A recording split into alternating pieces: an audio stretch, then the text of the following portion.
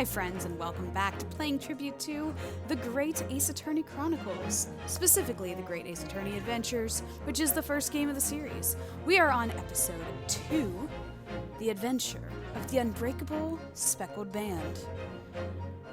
And, oh, look at that silhouette back there. I was gonna say the title might give away some things, but that silhouette definitely will. Let's just jump right into it and reveal what is to be done here.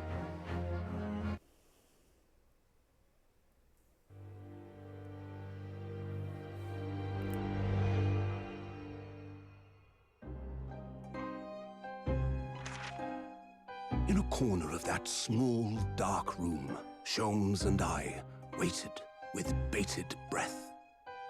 In time, there came from the ventilator a hiss and a soft, almost growl-like sound. Suddenly, Sholmes sprang into action, lashing furiously with his cane at a point in the darkness. "You see it, Wilson?" he yelled, his tense voice reverberating through the air. I raised my dark lantern's shutter, and the room slowly came into view. Sholmes was staring intently at one particular corner when he started whispering to me. The victim's most perplexing final words. The speckled band. I believe this is the terrible coil to which she referred, Wilson. In front of us was an enormous adder, its fangs bared as it threatened to strike. It truly was the most terrible speckled band I had ever seen. Does that answer a few questions? Or reveal a few things for you? The thing is, the first time that I watched this, there was, oh, it's going right into it. I'll talk later. So then, let us unravel this mystery and discover what events led to this curious murder. Pray, do excuse me. The cabin door was bolted from the inside when the man was killed. No marks to suggest the bolt was tampered with in any way. So, this would appear to be a locked room mystery. In his final moments, the victim scrawled a message on the floor. Almost certainly with the ink from this upset bottle. A Russian word. So the victim was a Russian man then. And the letters are well formed, suggesting he was compos mentis at the time. This is a most extraordinary script. And evidently not penned by the same hand as this message. In fact, I deduce it was written by someone of a different nationality.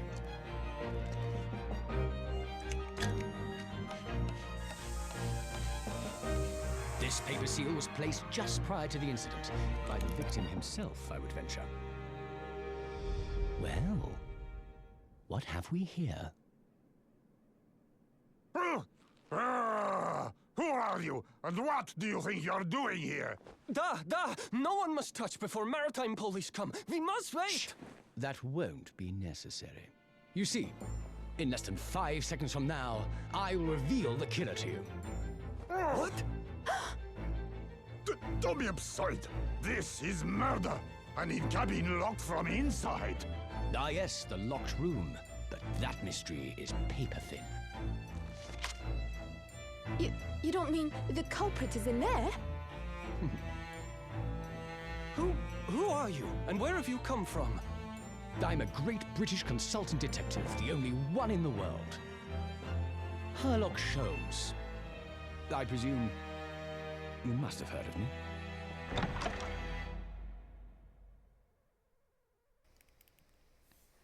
So when I first watched this, I guess it was a fan translation or something, he was actually called Sherlock Holmes.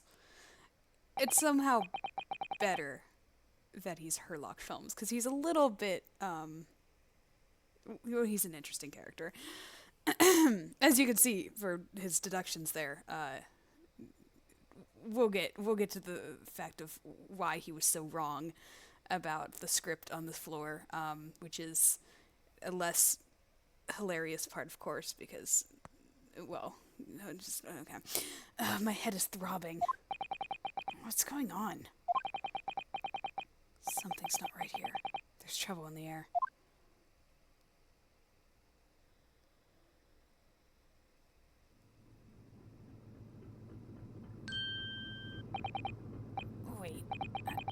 can't move.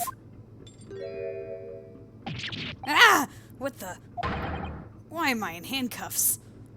I guess I wasn't, I mean, do I have to be accused of murder again? I mean, come on, man. So you wake up now, hmm? Is that Herlock, or is that... Oh, it's the Russian guy. I can't do accents, guys. I'm sorry. Later on, I'm gonna wish I can do a Cockney accent, but we're gonna do our best. We had to drag you out of the wardrobe. I do not believe how you could not wake up. You are a true cold-blooded man.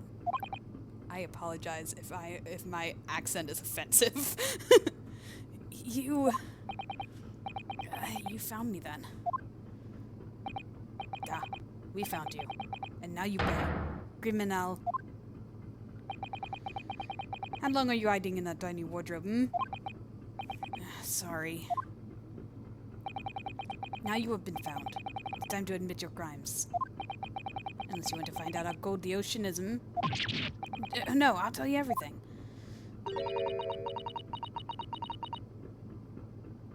I think this might be her. There's only one thing I'd like to know from you. Isn't that...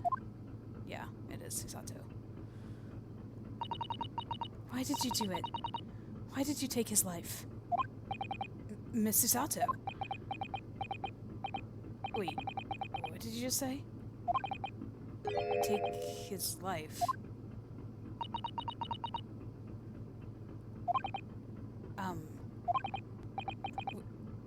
Where is he? Where's Kazuma?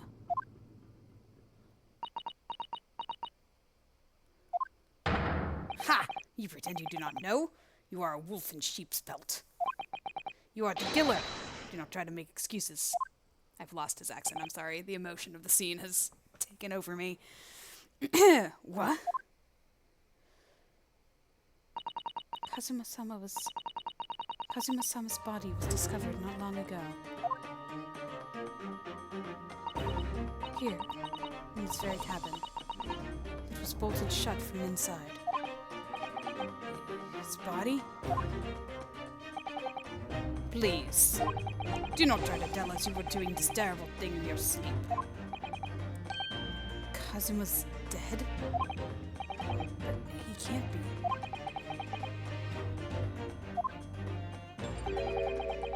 And these handcuffs, surely you don't think I have to know.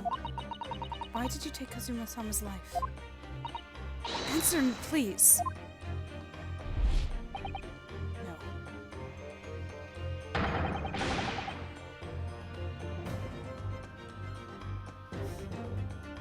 I hate this case, guys.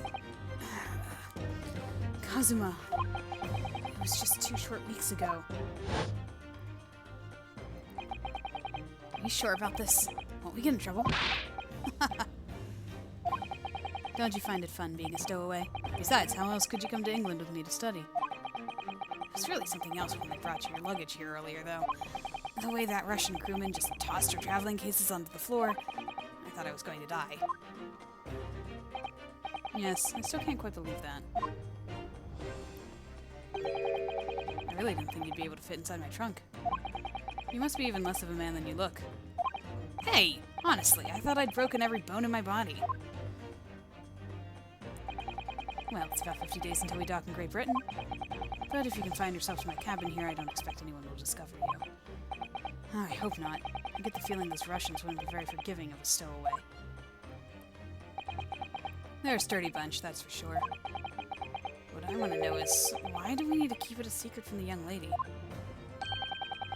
From our faithful judicial assistant Mikotoba, you mean? From your close friend, more to the point, surely we could confide in her, couldn't we? I don't believe she'd give me away. No, but if she knew what we'd done, that would make her guilty by association. It's best that only you and I know about this. I suppose so. Anyway, it's about time that the steward is supposed to come and clean the cabin. I know it's cramped, but you better get in there, I think. It won't be for long. And anyway, compared to hiding inside my traveling case, it'll be a breeze. Yes, but what if the steward decides to open their wardrobe for some reason? Then I'll be in for it. Stop worrying. I'll tell you what. Why don't you write keep out or something on this piece of paper? What? Then I can stick it over the wardrobe doors once you're inside. I don't know. We've only been at sea for about 15 days. How can this have happened? We were supposed to be going on this adventure to England together. We leave you at next port. Stay quiet until then. Don't make more trouble for yourself. Murderer. No, I'm not a murderer. Da, you said before. You said you admit everything about your crimes. No, that's not right. I mean, yes, I did stow away on the ship, but... murdering my best friend? No one else could have done it. Admit the truth. Susato-san? Please, tell me what happened. I need to know. Very well. But here's something I would like to ask you too. Those eyes. She looks like she's ready to destroy me. This nightmare is getting worse by the minute. I suppose all I can do is try to find out what really happened. I was trying to think the other day as I was thinking about this upcoming case, and how much I hate it. Mainly because of the whole victim thing. But like, in the first Ace Attorney game, Mia is a victim of, so it's like the mentor is the victim. And I think what makes this different, and hit harder, is that, first of all, the thing I was thinking of the other day was that you're defending Maya, you're defending her sister. You're not also, believed to be the culprit. So you're kind of like doing your thing and still kind of working past it. Here, everyone is against Ryunosuke, thinking he did it. And also it's his best friend, so it hits harder. I mean, like, even with Mia, like, I think that she and Phoenix are close, and he definitely really cared about her, but, like, this is hitting harder. Like, you know more about Kazuma, too, because you've, like, seen more interaction. I don't know, it just hits harder. But also, I just realized Mia is also constantly being channeled by Maya, so it's like she never even left. Like, she even helps during her own case. Like, or her own murder case. Like, this is it. This is final. And Ryunosuke has not just lost his best friend, but also has the whole world against him, and it's awful. I suppose all I can do is try to find out what really happened. Okay, so we're in investigation mode. He really has been killed, hasn't he? This isn't just a bad dream. And these handcuffs. They think I did it. They think I'm Kazuma's killer. When they found him, the cabin was locked from the inside. What do you mean? There's no access to the cabin via the porthole window, and the bolts of the door cannot be operated from outside. In other words, after the crime, the culprit couldn't have escaped these four walls. What? Or to put it another way, the culprit can only have been somebody inside the cabin. Or do you have some other explanation? This is impossible. How did he die then? What happened exactly? Are you still going to deny the charge, even despite the circumstances? Please, Susato-san, you have to tell me.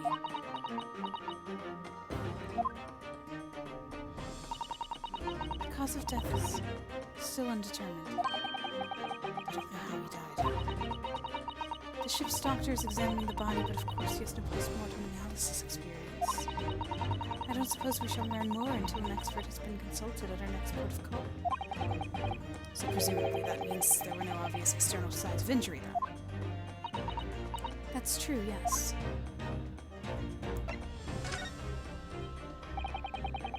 So, I know this case really well, by the way, too, because of how much I hate it. I think I have all the details. But I'll further say other things that I don't like about this. I mean, it's not the mystery. It's not everything that I hate about it. It's just the circumstance. It's the circumstance. It's fine. Like, let's, go through the game. It's an enjoyable game. Can't anyone tell me what exactly happened here in this cabin? I don't understand it. Why would anyone want to kill Kazuma? Presumably that's something you know the answer to better than anyone. Please. Whatever you say, you were here in the cabin after all. Yes, I was, but...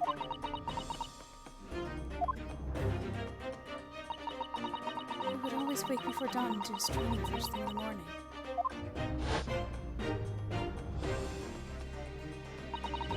I was waiting outside his cabin as I have every day so far on this voyage. But this morning he did not come. I could sense that he wouldn't. Does that mean he was already dead when Susato-san arrived at his cabin door? I knocked, but there was no reply. Then I started to become worried, so I went to find a member of the crew. The crewman forced the cabin door open, and when we managed to get inside, there was Kazuma-sama, collapsed on the floor.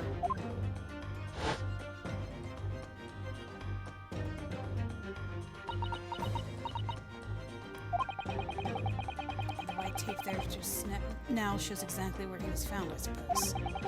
I had no idea anything had happened.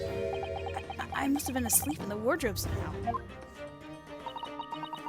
I wish it wasn't the case, but it's just very hard to believe. It's so very hard to believe for me too, trust me. And I've told you everything that I know. So it's my turn to ask you a question. Yeah, alright. My head feels so heavy. So throbbing like anything.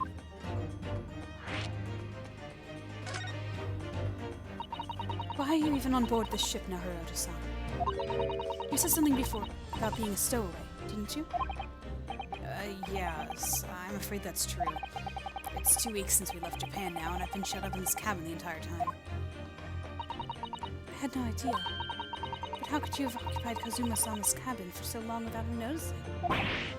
No. That would have been impossible, obviously. Yes, of course. Kazuma invited me. He wanted us to go to England together. He actually asked you. But why? I'm afraid I don't really know the reason myself. I don't understand. Kazuma, why do you want this? What's the real reason? Why go to such extreme lengths to smuggle me to England with you?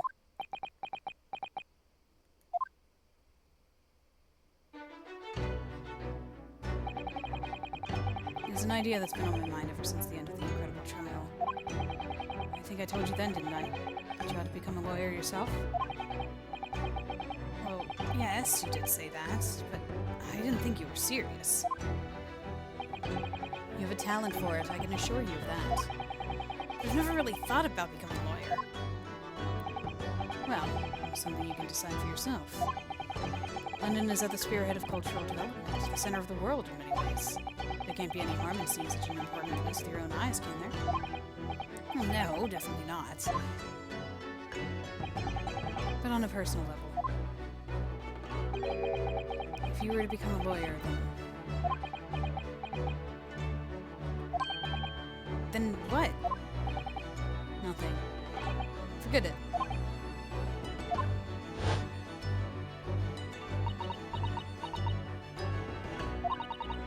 Kazuma-sama he was always saying the same thing. But he wanted to change the Japanese legal system. Perhaps he thought that he could do that with you. Yeah, maybe. Something's still bothering me a little. The look in his eyes then. It was darker than I'd ever seen it before. Susato-san? I'm sorry that we kept it a secret from you. Am I stowing away on this ship, I mean? If I know Kazuma-san, I expect he was trying to protect me. To avoid me becoming guilty by association. That's exactly right, yes. Word perfect, in fact.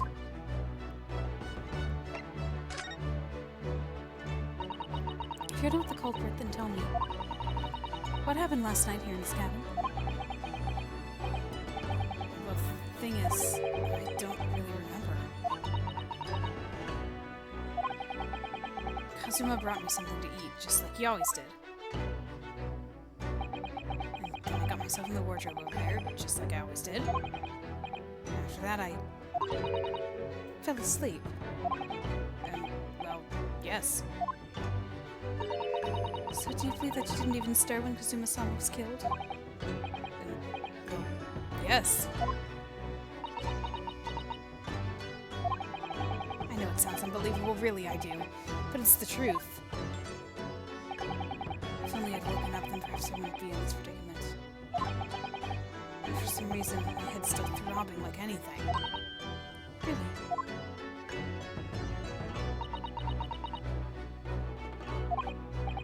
Something wrong? Oh, no, it's... Please forget it. Susatsu-san, you have to believe me. I didn't do it. I really don't want to doubt you. But the trouble is, there's no one else who could possibly have done this.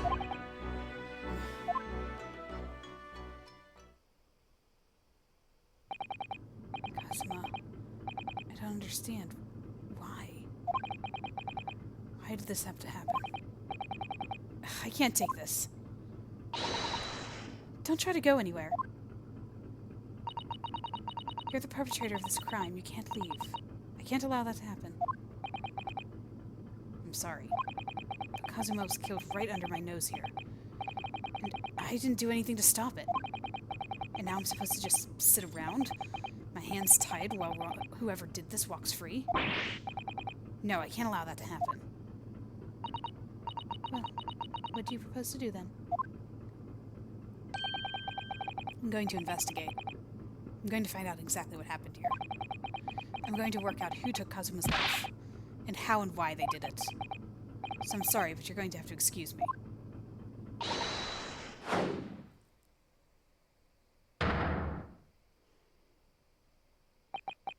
What the? That was a Susato's takedown.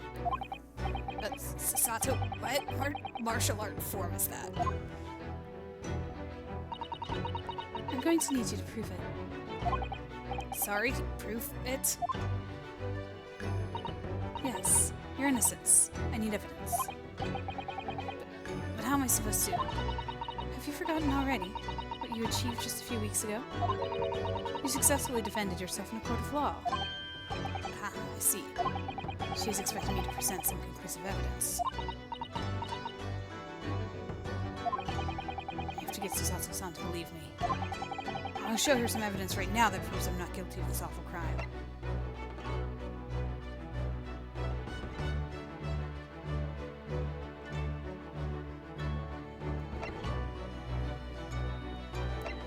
Is it the paper seal because it was sealing the door? Because that's what I had problem with too. It's like, oh, the killer's behind the seal, but if the victim was the one who put the seal on the door, how did the killer get back into it? Yes! Tell me, when I was discovered in the wardrobe before, was this piece of paper stuck over the doors? Oh, yes it was. I remember clearly. Thought so. Kazuma always put it in place whenever I went to sleep in there. Just in case the cabin steward or another crew member decided to look inside. So naturally, he did the same last night as well. Oh. Yes, of course. The gentleman who discovered you peeled that sign from the wardrobe doors before he opened them. But if I were truly the culprit, I couldn't have climbed back inside the wardrobe and stuck this on the outside of the doors on my own. Yes, that's quite true. In other words, it's impossible that I killed Kazuma.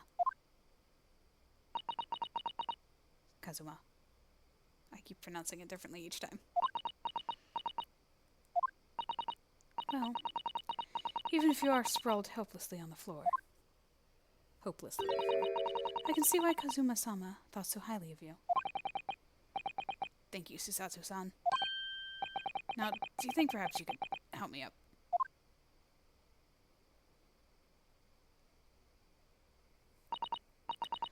Well, in the light of that evidence, I don't see any reason why I should stop you from investigating here, at least. Thank you. So you finally believe me? I'm sorry, no. What? I'm not sure yet. I can't rule out the possibility that you used some sort of conjuring trick to put the sign back in position. What does she think I am, a magician? For now, I suggest you investigate as thoroughly as possible in here. I'll do the same. Alright, let's get to work, Susato-san. Please don't misunderstand me. I still have my doubts. Oh. I shall be watching you, to make sure you do nothing that might disturb the crime scene. I wouldn't want you using your conjuring tricks to destroy evidence, for example. Right. Well, anyway, I should make a start on investigating in here. Examine everything I can. Kazuma, I swear, I will avenge your death. Alright, so we have... Whoops. Whoa, what am I doing?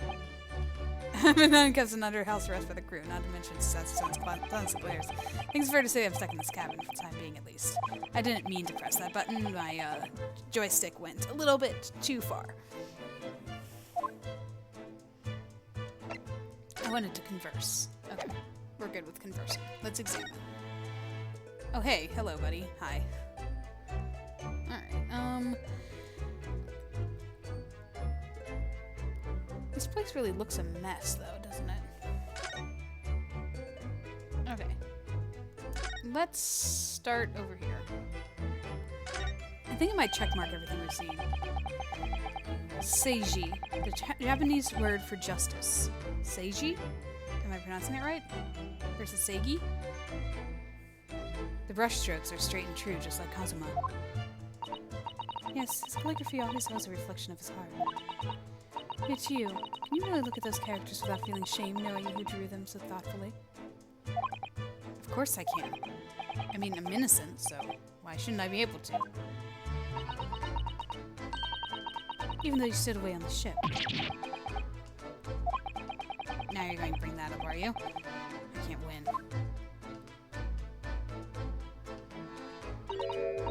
Oh dear, that won't do. What's the matter, Susato-san? Whenever I'm examining things, I always find myself so focused I forget to look around properly. That's no good. I don't suppose you're as foolish as me in that regard, are you, Naruto-san? Oh, I've already done that. I am careful to look all around. Let's investigate all corners of this cabin. Yes, I wanted to start on the right, though. This early field of vision has been rather small until now. It really hasn't, though. Oh, okay, good. It does check it off. Alright. What's going on with the tablecloth here? This tablecloth looks a little askew. There's nothing on this table at all. The plate and cutlery are all over the floor for some reason. Yes, it's strange. Last night when I went to sleep, I'm sure everything was still. Or, everything was still... No, wait a minute. What's it? That's funny. I can't seem to remember anything about what happened after dinner at all. So then perhaps you are responsible for what happened to Kazuma-sama. No.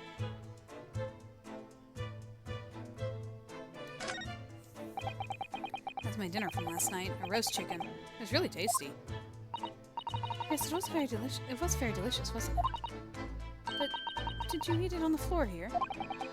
I'm not a dog, Susato-san. I ate it on the table, of course. Which begs the question of when and how did the plate end up on the floor? But Kazuma-sama didn't like chicken at all, did he? No, that's right, so he didn't touch it. Which meant all the more for me. Oh no, does that mean poor Kazuma-sama spent his last night on this earth with an empty belly? It's just too horrible. Now I suddenly have a guilty conscience and an achy stomach. Is that his sword? That's Kazuma-sama's precious sword. He never went anywhere without it. Yes, he was always saying that Japanese man's katana is his soul. I believe he had to work very hard to convince the government to allow him to bring it on the trip. I suppose that shows just how important it was to him. And now he's gone. I'm not ready to let his spirit go just yet.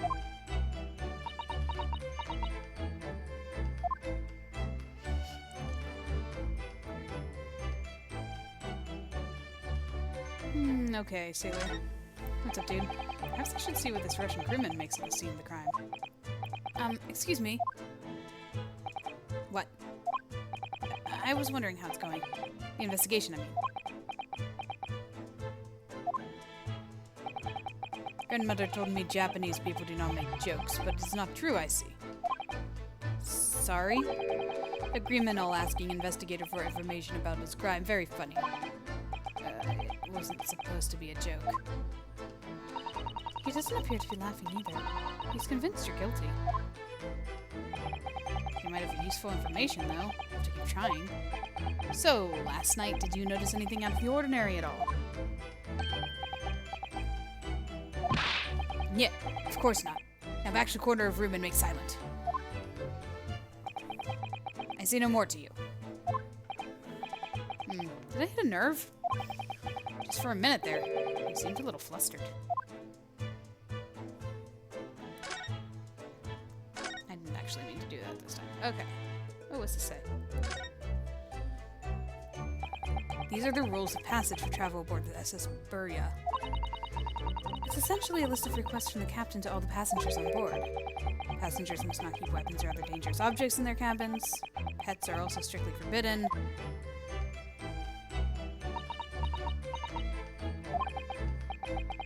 What? Why are you staring at me? Oh, sorry. I was just thinking. Are you more of a dangerous object or a pet? I can't decide. Well, one thing's for sure. Either way, I wasn't supposed to be in here.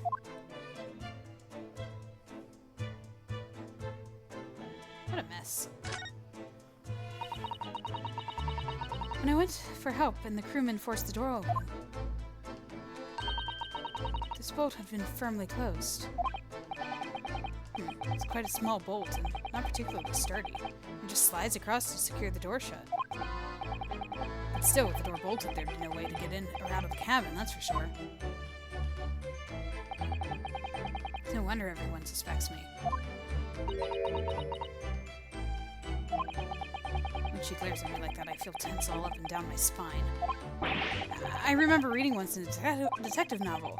The culprit used a needle and thread to draw a bolt across from outside the room in a situation like this. Yes, that's a clever trick, isn't it? I'm an avid reader of detective stories myself. But the door of this cabin and its frame are made of metal, and they seal together perfectly. There would be no possibility of using the needle and thread trick here, I'm afraid.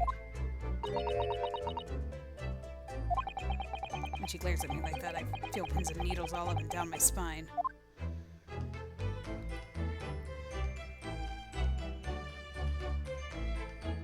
I have a thought, but I think it might be a memory too. So I don't remember everything about the guys, but I remember a lot about the guys. And I think I have a thought. Did Kazuma write that before he died? Looks like it's written in ink.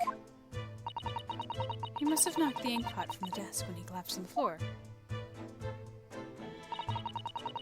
Then I suppose he wrote this message by dipping his finger in the spillage. Poor Kazuma-sama, no doubt he was in terrible pain. It's almost unbearable to imagine it. I suppose he was trying to leave some kind of a clue in his final moments, was it? I'm sorry, partner, but I can't read your writing. It's because it's in Russian. I don't think that's Japanese, Naruto-san. Then what language is it? It pains me to admit it, but I don't know. It's not a foreign script it's not a foreign script I'm familiar with. What does it mean, I wonder? I thought, didn't Sholmes say that it was Russian? She was there for that. She heard all of that. I was trying to look at this. There we go. Is it a bell? Half of a bell? What do you think this is? It looks like a broken piece of glassware. Or maybe it's a cup. Whatever the thing was appears to have broken clean in two. It's really small, though. The glass is such a beautiful color. Looks like a cute little Nitsuki fastener from a kimono outfit. I'm not sure that sounds like Kanzuma. He wouldn't secretly carry a cute little trinket like this around with him, would he? And the mark beside it, what is it, I wonder? It's a sort of brick-like hue. Brick-like. Yes, you're right, it is the color of brick, isn't it? What does that mean? Even though I don't see anything of the same color anywhere else in the cabin.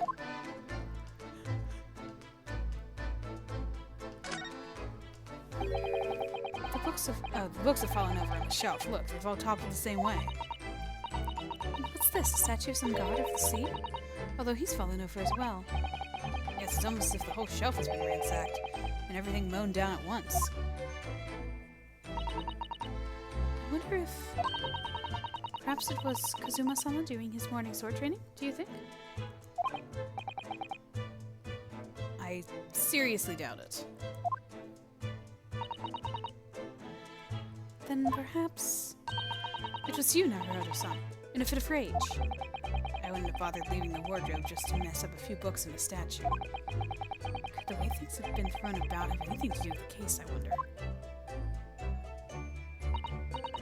Well, I'll just set everything straight again. I don't like to see a mess. Don't disturb the crime scene! She disturbed the crime scene. Lamp. It's a very large traveling case, isn't it? Yes, it carries a lot of memories for me. Memories? What do you mean? Well, that's actually how I stowed away this vessel. I was brought on board inside that case. Yes, I see it says "this way up" in Japanese. Which, in hindsight, I should have realized the foreign crewmen wouldn't be able to read. I was turned over and over and over, and then I was tossed on the floor in here. Oh dear, being a stowaway isn't as romantic as it sounds. Well, it was less painful than the Susato takedown.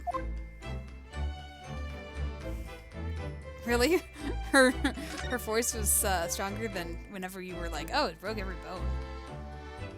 Okay. Nothing with these lamps or this tube here. What about the desk?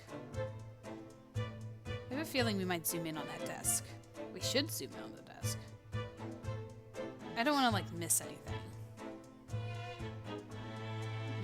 Let's just keep going in order. This is where dear Kazuma-sama would have sat whenever he was writing.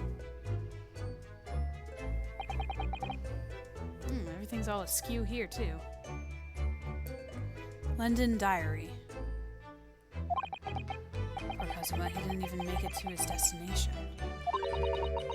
Looks as though the last entry is incomplete. Which means what? He was in the middle of writing it when the incident happened? Let's see what it says. Could be a valuable clue. That's out of the question. What? Kazuma-sama may have departed this world, but you must not read his private thoughts. What if there's something important? Something relevant to the case? Like what happened before he was interrupted? Alright, I won't read it. Poor Kazuma-sama. I don't like prying into people's personal matters either. But in this case, isn't the need for clues more important? Well then, what a waste. Ah yes, my home away from home. It's some 2 weeks since we set sail from Japan. Have you really been living in that wardrobe the entire time, Naruto-san? I think living isn't quite the right description. Oh, no, I suppose not. Although it must have been rather exciting making this voyage on your own secret hideout. In your own secret hideout. The trouble was I never knew when a member of the crew might come in. So yes, I did basically have to live in the wardrobe. And last night was no exception. But because of that, you had no idea of what was happening out here in the cabin. No, sadly not.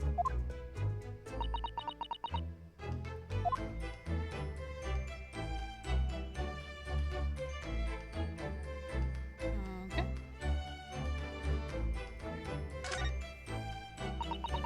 This is... yes, it's a bell cord contraption, I think. What do you mean, contraption? I read about it in a book I was studying that talked about life in Great Britain. Large households often have bell cords like this, which you can pull to ring a bell to summon servants. Really? That sounds almost magical.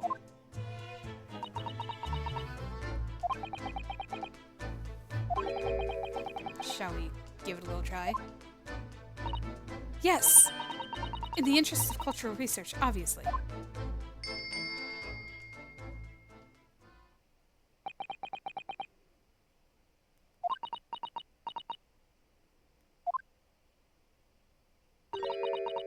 I suppose nobody comes for lowly Japanese people. No, I'm sure it's just that everyone is busy, that's all. Also, it's still a crime scene in here. I think that's some kind of opening for a ventilator. A hole through which fresh air can circulate into the cabin. Isn't that a little odd? What do you mean? Well, this ventilator, if that's what it is, looks like it must connect to the next door cabin. Yes, it would appear to. You're right. But if its purpose is to allow fresh air into the room, surely it should be connected to the outside. That's true. Perhaps it's so that the rain and spray don't find their way in when seas are rough, or something like that? I suppose. Maybe that's it. Yeah! Who's that? He wasn't there a minute ago. As far as I can tell, it looks like he might be European. Oh, how did he... You've noticed the man too, have you? I have no idea who he is or how he got in here, but he looks suspicious. And tall. Suspiciously tall. Naruto-san, don't tell me. Do you really not know who that is? Well, no, I don't have any foreign friends or acquaintances at all. He doesn't look like a member of the crew. There's something very unusual about him. I don't know why I emphasize that. He doesn't look like he doesn't look like a member of the crew. There's something very unusual about him. That's what I should have said. Okay. And he is investigating Kazuma's desk. Or is he just playing on it? I can't tell. Well, in that case, we simply must talk with him.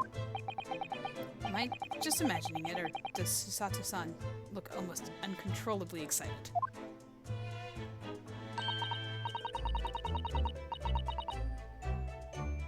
By the way, I expect that you've noticed already, but just in case. If you press A on people when they're in the crosshairs, you can converse with them. Alright then, I'll get that suspiciously tall gentleman in my sights and see what he has to say for himself. Oh, please do.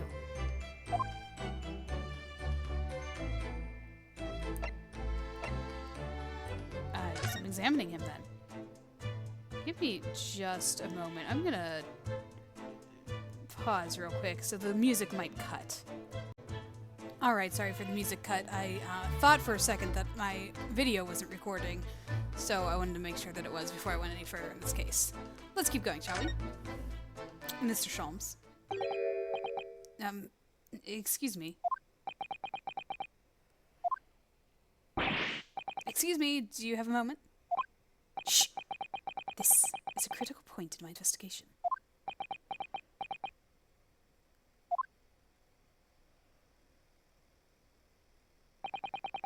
Maybe I should leave him alone. He seems a little unfriendly. Yes, perhaps that would be for the best. Yeah! Greetings, I hope I haven't made you wait long. Haven't kept you long or whatever it was. Yeah, I'm good. The goggles though, man. He's a character, alright. What exactly were you doing on Kazuma's desk just now? Did you just take a picture of me? I see. Fascinating. Sorry? What do you see? It feels like he's looking right through me. Oh yes. Everything is clear now. The train of reasoning has run its course. My deductions have crystallized.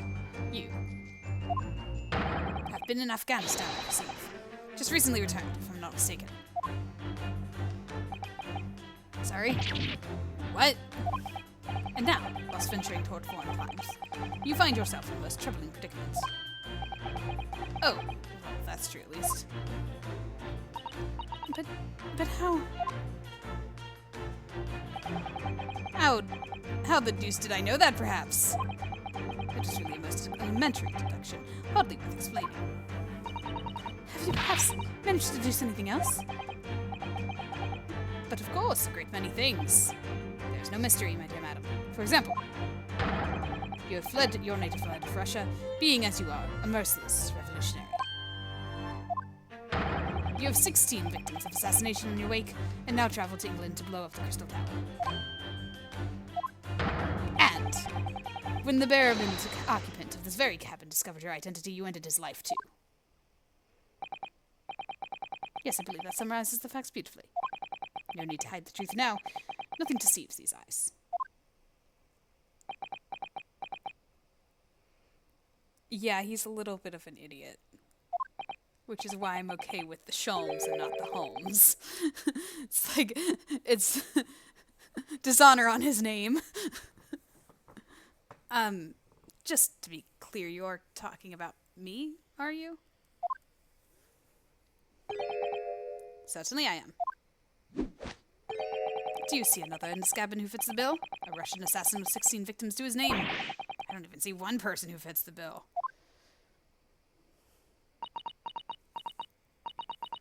So it's true. It was you who did this to Kazuma-sama. What? And you're planning a revolution, too. Girl, you are smarter than this. It's shameful behavior, Naruto-san. Absolutely wicked. No, listen, there's no way.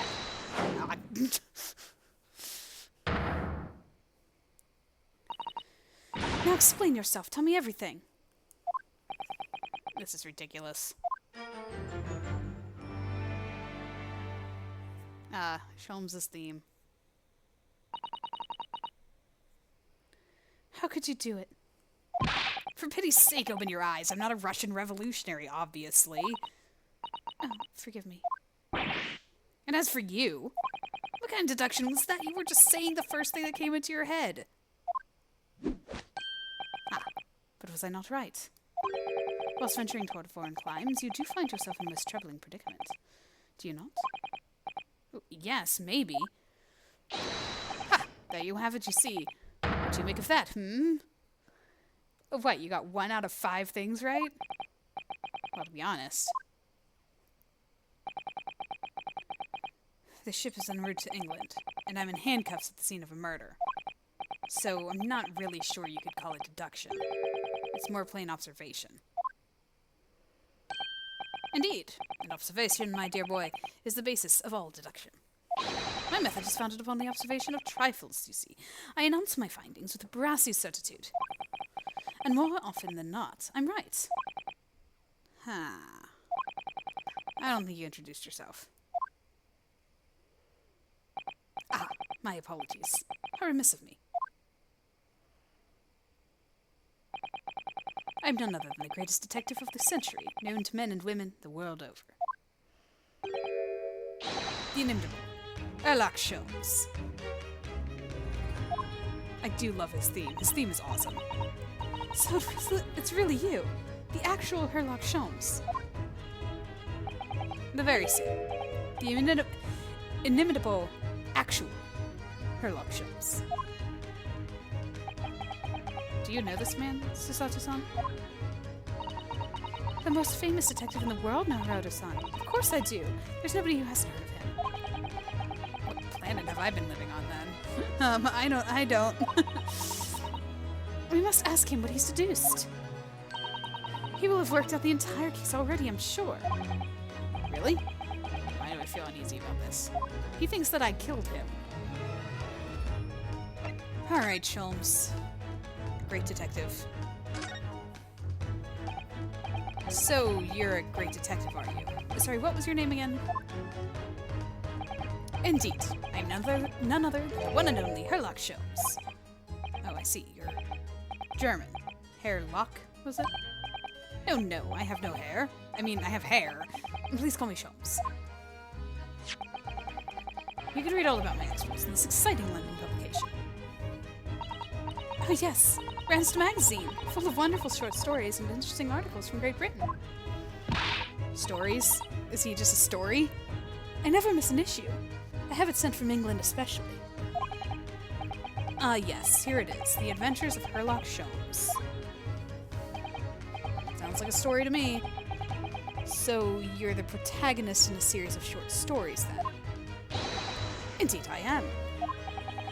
And you've read so many of your own stories, you've started to think you really are a detective. Make no mistake, I am not the poor deluded fellow you take me for. Your inference is backward. Backward. My trusty biographer records my greatest detecting achievements and chronicles them in the magazine. You have a biographer, do you? Doesn't everyone? Mine goes by the name of Dr. Wilson, presently keeping shop in London. Dr. Wilson? I must say, thanks to that publication, I've been fantastically busy of late. Why, this very moment I am returning from Asia, having solved the mystery of a cursed royal crown. Really, I can't work out whether I should take this man seriously or not. Deduction, you see, is to me a science, logical reasoning in its purest form. A science? Really? Oh, sorry, that was me. Really? The astute observer notices even the most subtle of reactions in a subject. A furtive glance, a twitch of the muscle, a slight inclination of the posture. Fingernails, arm sleeves, furrows in the skin, all of these are data. Right. And the trained logician makes deductions from this data in the blink of an eye. The ultimate conclusion is, without fail, the truth. As I demonstrated only a few short moments ago. How can you look me in the eye and claim that? So you see, I have turned both for observation and for deduction and fame. That is what makes me the one and only Sherlock Sholmes. I don't know what to make of this guy. Have you managed to deduce anything about this particular case yet? If I managed to deduce anything, my dear fellow! Who do you suppose discovered the culprit in his most cunning hiding place? That's right. It was none other than the great detective before you now, Mr. Sherlock Sholmes. Ah, I see. In other words, I'm in these now because of him. When I became anxious about Kazuma-sama this morning, I summoned all the crew members to force the cabin door open. And I concealed myself among their number, gaining entry into the scene of the crime. Yes, luckily for everyone, the great detective Sherlock Sholmes was on board. And the handcuffs seemed to be an excellent fit, Mr. Naruhodo.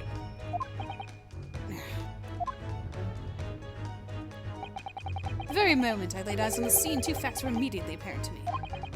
Oh, really? Two facts, you say?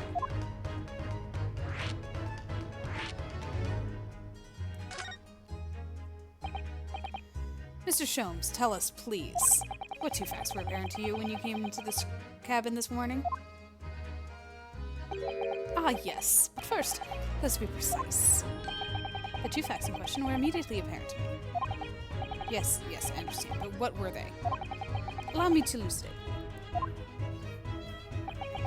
The two facts that I deduced from a mere momentary glance at the scene of the crime were as follows. Number one, the cabin was locked from within, rendering escape of the culprit out of the question.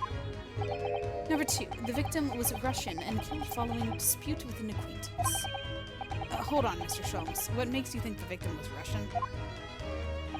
Observe the dying message left by the victim on the floor. That is the Russian word for wardrobe.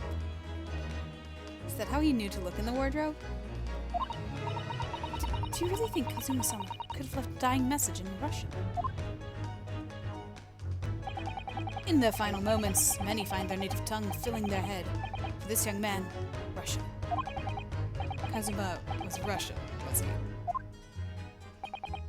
Initially, I considered Garderobe, maybe the name of a killer. A certain Robert Gard, perhaps. But in the interest of thoroughness, I decided it would be wrong not to look inside the wardrobe there at least. Where you found Mr. Naruhodo sleeping soundly. Of Quite so. I found you, the renowned Russian revolutionary killer. Why is it that I'm Russian too?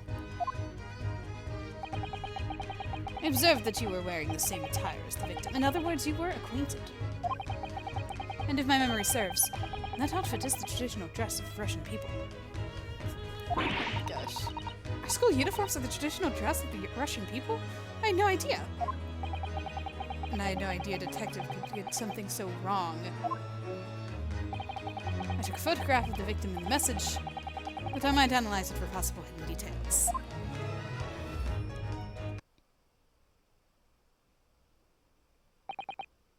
This was taken immediately after the young man was discovered before the body was removed. Yes, Kazuma had already been taken away when I woke up. This is the first time seeing him. Yep, it's the first time I've actually seen him like this.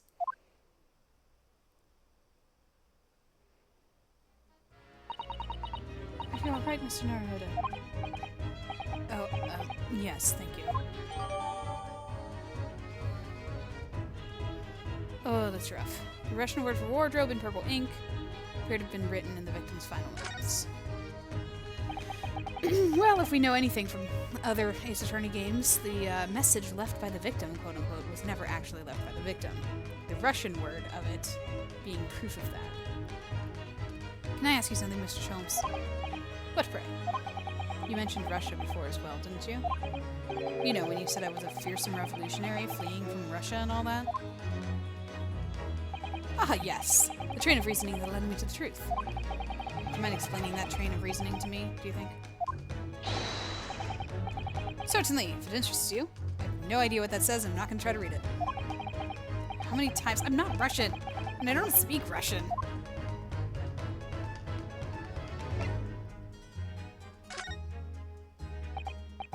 Can we talk about your deduction before the things you concluded about me, I mean?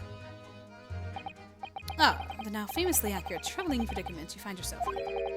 Actually, it was the other details that I was more hoping to discuss. You know, the merciless Russian revolutionary and assassin of 16 part. Ah, yes, the more sordid details. That was fairly commonplace deduction. Here we have this morning's paper. The main headline reads... You think I look like that guy? Revolutionary violin Bolshevik. Villain? Is that what it is? Villain Bolshevik? Flees Russia via Shanghai. Wait, didn't somebody go to Shanghai? Giselle Brett went to Shanghai. This vessel made a port call at Shanghai yesterday, and last night the young Russian was murdered. Since when is Kazuma a Russian? Sounds like Mr. Sholmes concluded he was Russian because of what Kazuma-sama wrote before. It was a simple act of reasoning to realize the culprit of this crime was the same merciless revolutionary, one who had killed the very man who helped him to escape after his true identity was discovered. Yes, you. Villain Bolshevik. No. How could it be me? I don't look anything like this man. Just look at his face. Exactly what I was saying. Well, you are a fearsome revolutionary after all. Therefore, you've no doubt learned to revolutionize your appearance as well. Please. And I might add, your name does not appear on the ship's passenger list. Need I say more? Well, that's because I'm a stowaway. What about the other details? The 16 victims of assassination and blowing of the Crystal Tower? Ah, yes, the journalist clearly interviewed the man and printed all these particulars in the article. The deeds the man has perpetrated this far, and those he has plotted. Yes, everything about this revolutionary Bolshevik was included. There can be no mistake. Do revolutionaries usually agree to interviews with newspaper reporters, though? And what about the part where you said I was just returning from Afghanistan? Also quite clearly stated here in the article. Bolshevik has recently returned after a period of subversive activities in a war-torn region of Afghanistan. Where even is it, anyway? This Afghanistan place. Here, Take the paper for yourself. It's a little memento of this great deduction. Oh, thank you. I've absorbed all that is interesting me within its pages, but I see no rubbish bin nearby. Oh, so I'm just a trash can. Okay. I wonder if I can look at any other articles there, if they'll be important at all. And you may find that article on the back page interesting as well. Oh, well, there you go. On the back. Cast your eyes over it sometime if the interest takes you. Though you may need someone to interpret. It's all written in Russian. I couldn't hope to read it. Oh, so he does know that I'm not Russian. I don't know. The other thing that's sad about this is the whole thing where he was like, oh yeah, Dr. Wilson was my helper. He's Watson. Dr. John H. Wilson is Watson. And in the thing that I watched that must have been a fan translation, he was labeled, or he was named Watson. So, what's going on back here? This is interesting. Have you found something relevant? Naruto-san. Well, no. I mean, looks like it might be interesting. I can't read a single word, I'm afraid. No, nor can I. But look at this picture. Perhaps it's about a beautiful young Russian princess, do you think? She is very pretty, isn't she? I suppose you enjoy articles like this, do you? But, I don't know. I can't make any sense of it. Ah, I'm glad you've noticed this article. Ah! Allow me to give you a short summary of its contents. Thank you. Puffs up everywhere, this Mr. Sholmes. It's about the disappearance of a young lady last night. Renowned prima ballerina of the Renowned prima ballerina of the Novovich Ballet disappears from Shanghai. During a performance in Shanghai, the famous dancer was reported missing. She is, of course, the talented young Nikolina Pavlova. Pavlov? Why are Russian names so hard to remember? It would appear that the woman was in costume when she was found to be missing from her dressing room, wearing a diamond tiara you see pictured, which is worth some 20,000 rubles. Oh, how much is 20,000 rubles? I have no idea, but I'm quite sure it must be an unbelievable sum of money. Suzaku-san's eyes are shining like diamonds themselves. The tiara is the property of Novovich Ballet. It would seem the director is beside herself for it. Yes, I'm not surprised. The company is most anxious to recover both Miss Pavlova and the valuable tiara. They've requested international assistance at all ports, sailings to Great Britain. Could this be another case of a Russian fleeing his or her country? It does seem to be the Russian thing to do.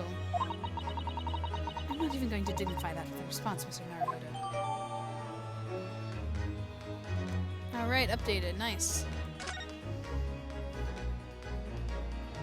Let's see what this says, even though he basically said everything.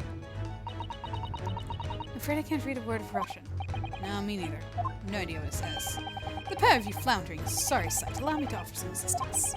The article on the front of this newspaper concerned with the fearsome Russian revolutionary. It reads, Revolutionary villain Bolshevik flees Russia via Shanghai. Yes, you told us that before. It reveals also that those who see the man's beard with their own eyes never live to tell the tale. Oh my goodness, he is fearsome. Well, presumably the newspaper photographer was alright, wasn't he? The solution is obvious, of course. If he despises his beard to that degree, he need only shave it off. I'm not quite sure that's the problem, Mr. Sholmes.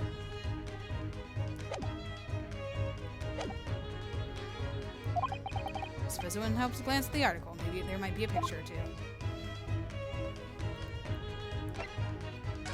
So why were you on his desk? Before we started talking, you were examining Kazuma's desk, weren't you? Kazuma. Ah, yes, the victim. Did you notice anything useful? Anything at all? I love how he, like, flops his hat. Observe for a moment the desktop of the victim. We see that the victim was engaged in penning some text. London Diary. Kazuma's keeping notes of the trip. Ah, but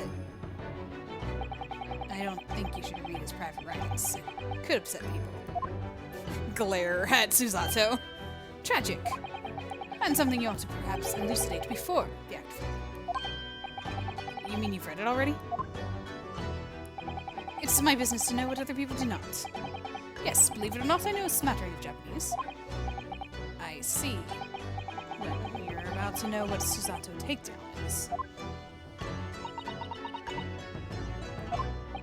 Susato-san, are you going to throw the detective with one of your trademark takedowns? I'm sorry, Naruto-san. What on earth do you mean? Life is so unfair. Anyway, to return to the matter of hand, namely a diary belonging to the victim. It would appear the final sentence is incomplete, as if the author were cut short.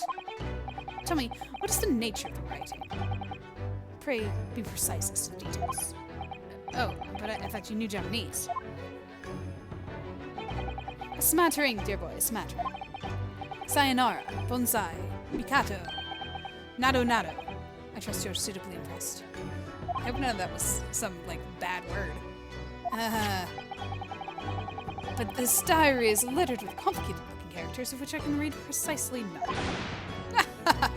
At least he's admitting that. I love his laughing face. He's so cute. And ridiculous. So what was all that showing off about me for, then?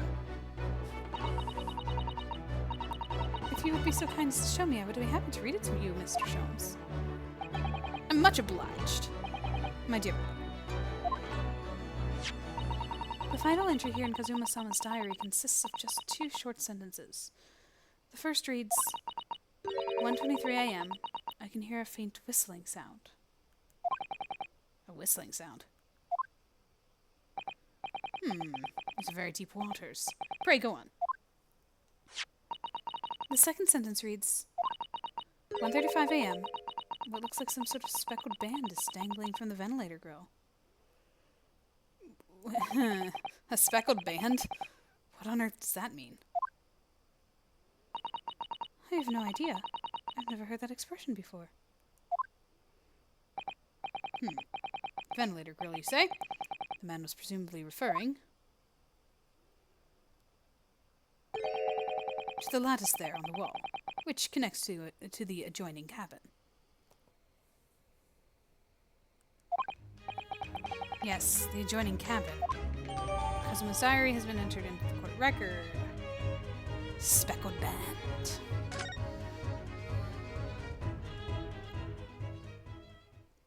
What was it called? The Adventure of the Invincible Speckled? Or an undestroyed? It was something about it not being able to be destroyed, right?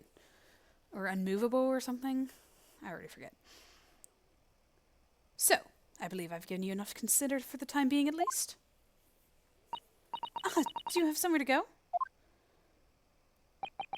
As it happens, the victim's writings in his diary have piqued my interest. The matter warrants for further investigation, I believe. And if I'm still too long, the seasickness takes over. Oh, I suppose you're thinking of investigating the cabin next door, which the ventilator connects to? Great detectives are a curious breed. Our minds revel in stagnation. We crave mental exaltation. So yes, I intend to investigate. Hence, the truth will become clear soon enough. Do you think perhaps that we could go with you? No, that would be somewhat complicated. But why? A simple glance at your wrist should reveal the answer. Oh, these. After all, you're the prime suspect in this matter. No? There's no point trying to turn it into a question. You're the one who decided I was the culprit in the first place. Whatever do you mean? I have no recollection of naming you as the culprit at any point. You must be joking. You just said it only a moment ago. Dear me, you are clearly misguided. I would have no cause to say such a thing. Well, actually, Mr. Sholmes, I did hear you say that too. You're quite sure? Well, that's very strange. I wouldn't have said you had the face of a criminal, you know? Well, really. So what, were you looking at my knees before? Some great detective you are. Well, anyway, that was then, and this is now. What do you mean? What I mean, sir, is this. If you are the culprit, then you must play the part more convincingly. Roll over and accept your fate.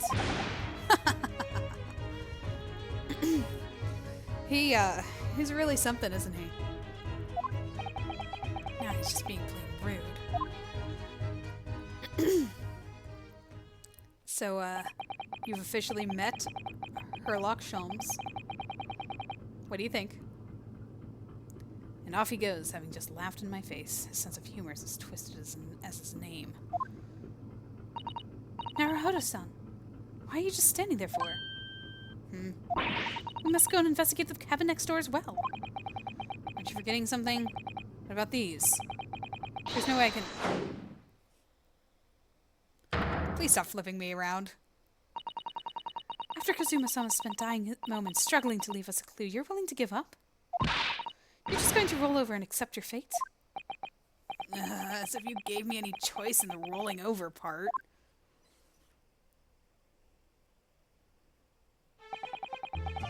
I think we still have some investigation to finish off in here first, don't we?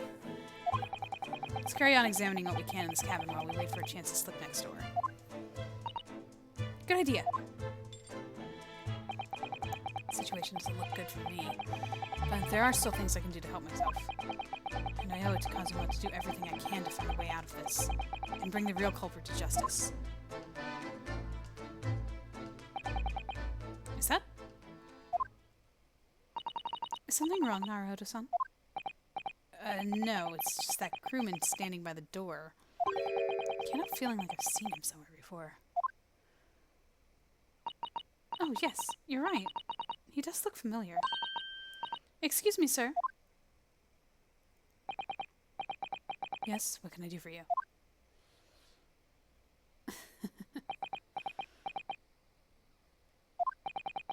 I recognize that face, but it can't be.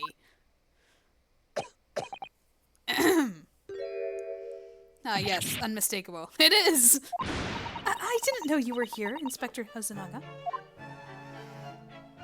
I recognized him in the first cutscene, in that opening cutscene. Hello again. What are you doing here? I think that should be my line. I was so stunned when I saw you. My heart stopped. Nearly stopped, I hope. I received some special orders to go undercover as a member of the crew on board the ship. Again? I think your cover's been blown, buddy. I'm not sure about this. You certainly seem to enjoy undercover work, Inspector. If there's anything I can do to help you, please ask. Never expected to see this man on board. But perhaps his presence can help me out of this hopeless situation.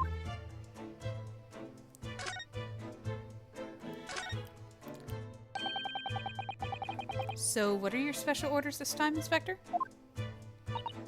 Yes, and why are you dressed as a member of the crew?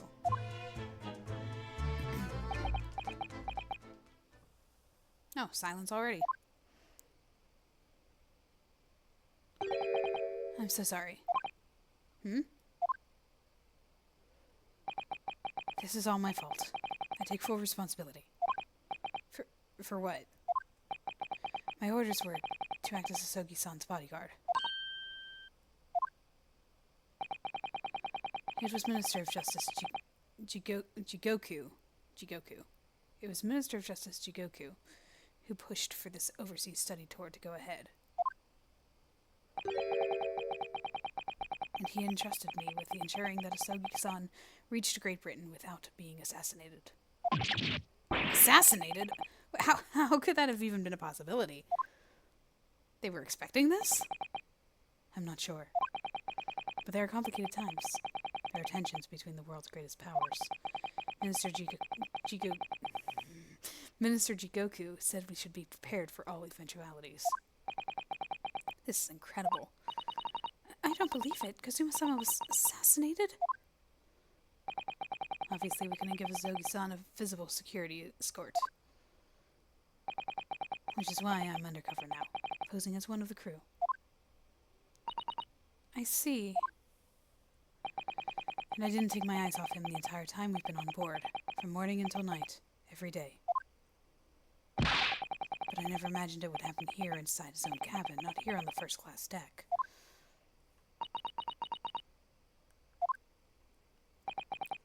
I failed miserably at my assignment, and Sogi-san is dead as a result. I'm a disgrace. All I can do is humbly apologize. Inspector. So if there's anything at all that I can do to help now, just say the word.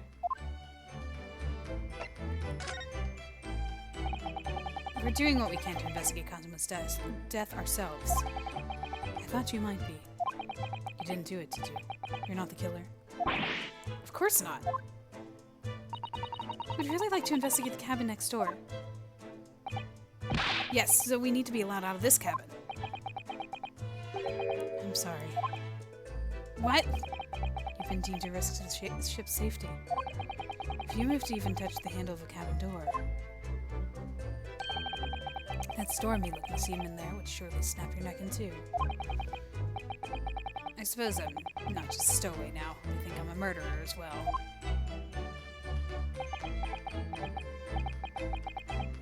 Would it be possible to give me something to work with, do you think?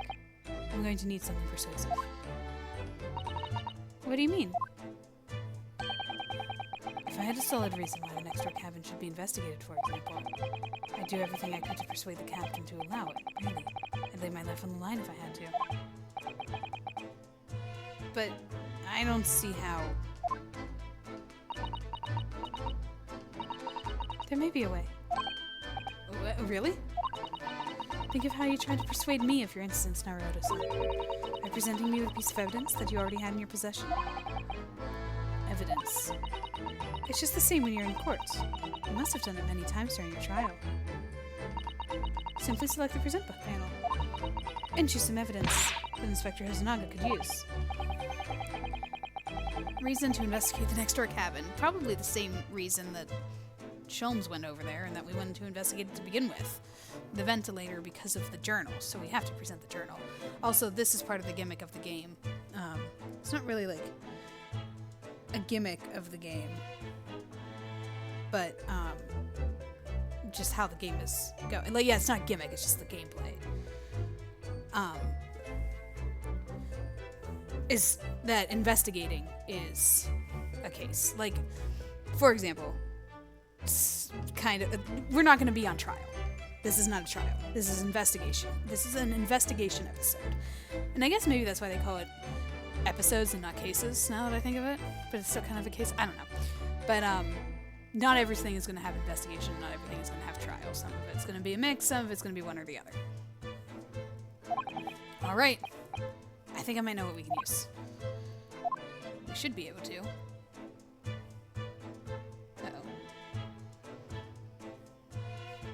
My sound might go weird.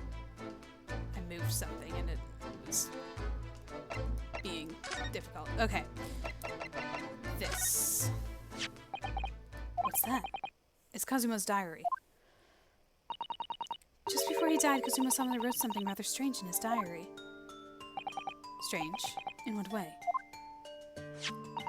He wrote what looks like some kind of speckled band is dangling from the ventilator grill. A speckled band. That is strange. Yes, we're still trying to work out what he meant by that. But what I'd like to know is... Don't tell me. The ventilator, is it? You're very astute, Inspector. The ventilator clearly joins the next door cabin. That's right. So if we could investigate in there, we might be able to work out what the speckled band was.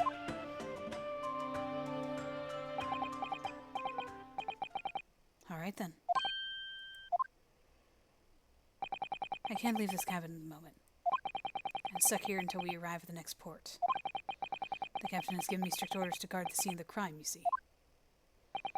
I'll have to entrust the investigation to you. Really? You're willing to do that? Yes, as long as you don't leave the first-class cabin area. I'm afraid I can't remove those handcuffs, though.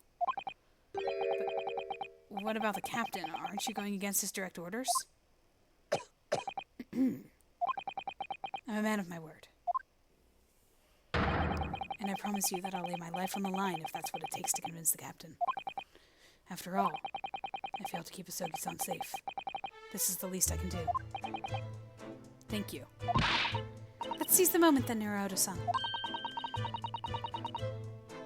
We can leave this cabin at last. Alright. Now to actually purposefully press the move button. Whoa, a cabin of the SS Burra, and the scene of the crime. Kazuma was occupying this cabin for the voyage to Britain along with me as a stowaway. Kazuma-sama's quarters. The passageway that connects the first-class cabins in the SS Burra. First and foremost, we must get out of this cabin.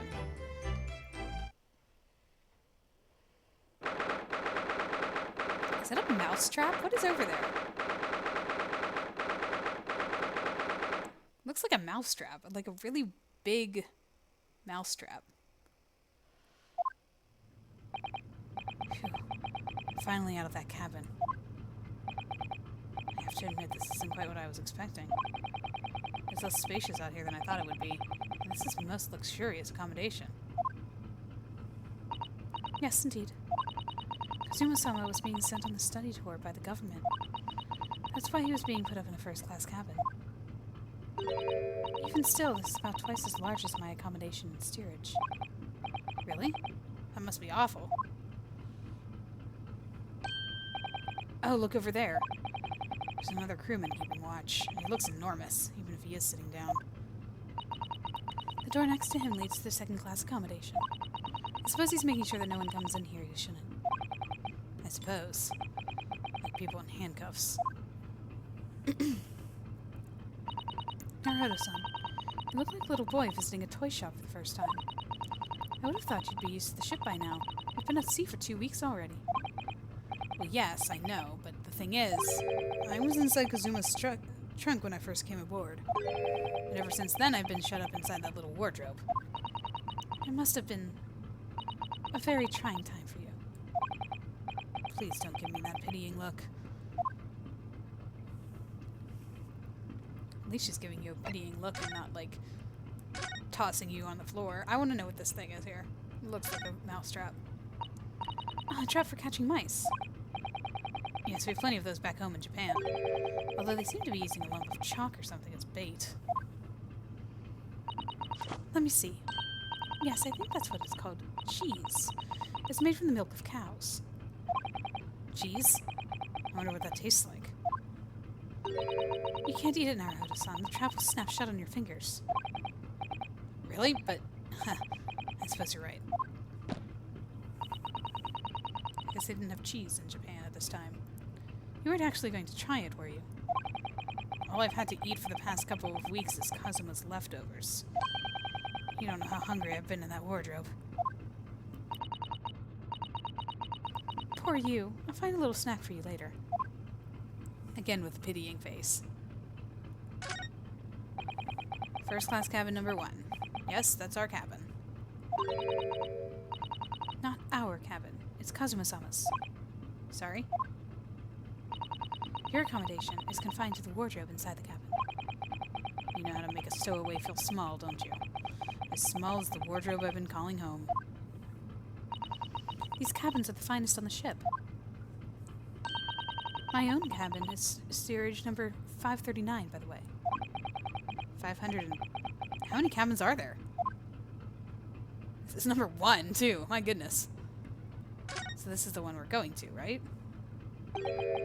This is it. This is the cabin next to ours. The one the ventilator connects to. Yes, the ventilator from which Kazuma-sama wrote that you saw a speckled band emerging. Maybe whoever's in the cabin can help us solve the particular mystery. Let's ask. Oh, are we going in? Oh my goodness.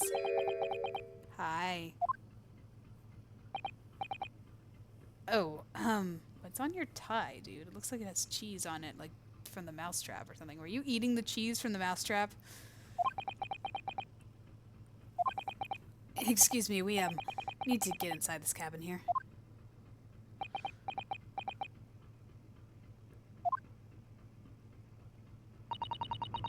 The sailors' eyes speak volumes. They're clearly saying, keep out. That's what I wrote on the sign we put over the wardrobe doors. Although this man's version is definitely more effective. It doesn't look like he's going to let us pass. That's a problem.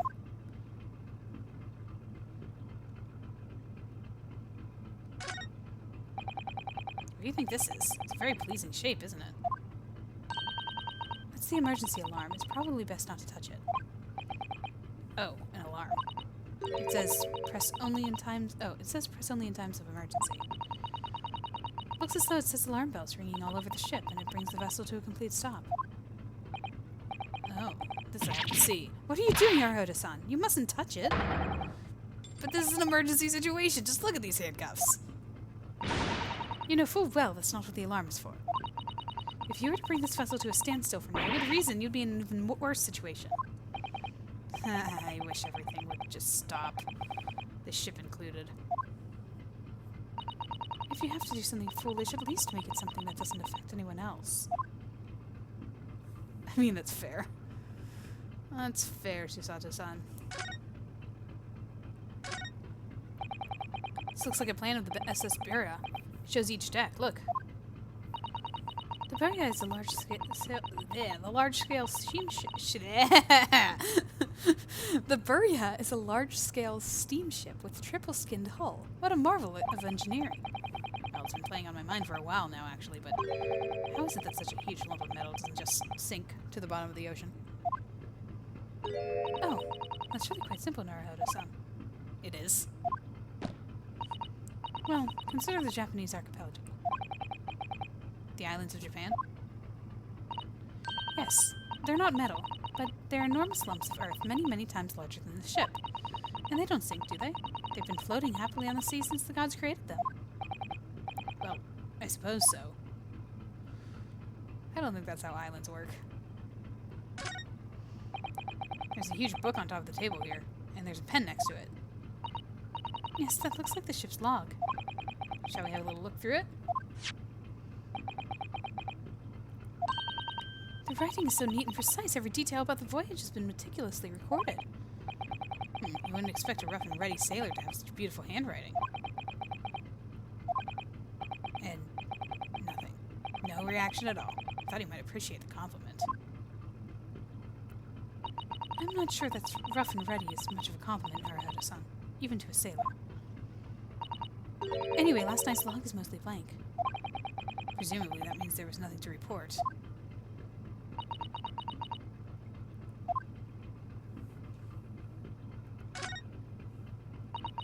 That's the way to the second-class area of the ship. Is something wrong? I was thinking about making a run for it, just for a moment. Things aren't exactly going well for me. I might be wrong, but I imagine the moment you reach for the handle of the door, that burly seaman will surely shoot you dead. I mean, probably. Or punch me, or grapple me. Oh dear, I'm sorry. Perhaps I went a little too far there. No, I started with my talk of running away. And there's no way I could run away while Kazuma's death remains a mystery anyway. Wait, why is only one of the lights on? Is that important? Let's see if I can talk to this guy. Excuse me, but can I ask you something? You little stowaway murderer. That wasn't a good start, was it? Sorry, I thought she was talking for a second there. Alright, let me try instead. Good day, Mr. Sailor. I'm so sorry to trouble you, but could I perhaps ask something of you? You little third-class lady's maid. Oh. We seem to have caught the sailor on a bad day, Susato-san. I am not sailor. My mother gave me name. I am senior crewman Biff Stroganoff. The best thing is just avoid eye contact, I think. Mr. Stroganoff, about this first-class cabin area. Here we are in finest part of Buria steamship, for very important persons. What sort of very important persons? Government officials, kings and queens traveling in secret. Many important persons. That is why I'm always guarding this place. gosh, that's amazing.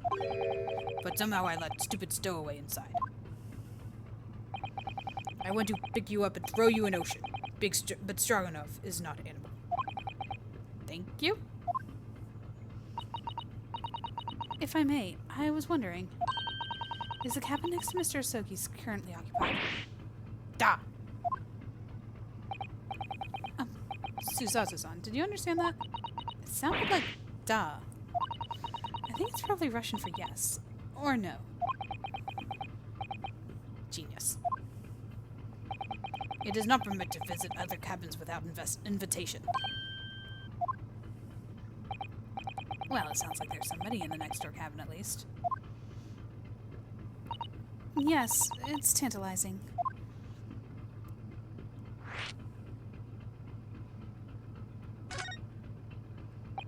Could you tell us who's traveling in the cabin next to Mr. Asogi's? His name is Mr. Grimsby Roylott. He's a very important Western gentleman. A Western gentleman? Do not think about it. He had nothing to do with the murder of Student Boy. How can you be so sure about that? Mr. Roylott is an authentic Western gentleman. Such a man will have no interest in lowly student from insignificant Far East Islands. That was harsh. Could you tell us when Mr. Roylott came aboard? That is not your business. Come to think of it, even though we've been at sea for 2 weeks now and I've been in Kazuma's cabin the entire time, I've never once heard anything from the next door cabin, or even felt like there's anyone there. Well, presumably, since this gentleman is occupying one of the first-class cabins, he must be rather important. Is that right? That is not your business. Gonna get a lot out of this guy. Are you on watch here all the time, Seaman Stroganoff? Da, all time. So criminals like you cannot come in, or get out. I wonder, could you tell us anything about last night at all? It is sad about Student Boy. Were you on watch last night as well? Of course. And did you notice anything at the time? Anything unusual? Hit! Susato-san, did you understand that? It was clearly a no. Oh, that must have been yet. I saw nothing unusual, nothing at all. And you didn't hear any strange noises or sense anything was wrong in some way. Why are you averting your eyes? Are you lying to me? I said no! Sorry. I'm not so sure. I could have sworn that he wouldn't catch my eye for a moment there. Yep, that's what I was seeing. This is enough. I cannot see more now. Oh. It is time for me to report to Captain. You must return to cabin. Yeah, alright. Bulkhead to second-class area is staying locked at all times. You escape when the lobster whistles at the top of its mountain. Or as English say, when the pigs fly. Yes, I understand.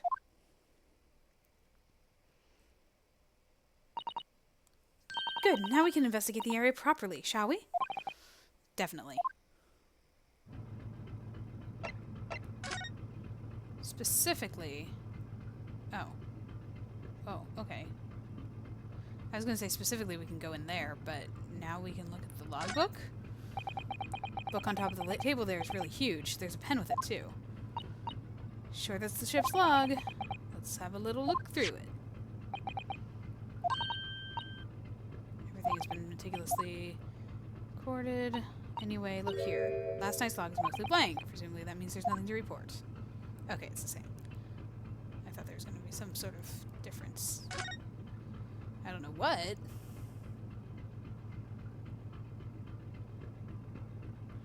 In we go. This is it. This is the cabin next to ours, the one the ventilator connects to. Yes, the ventilator from which Kazuma-sama wrote that he saw a speckled band emerging.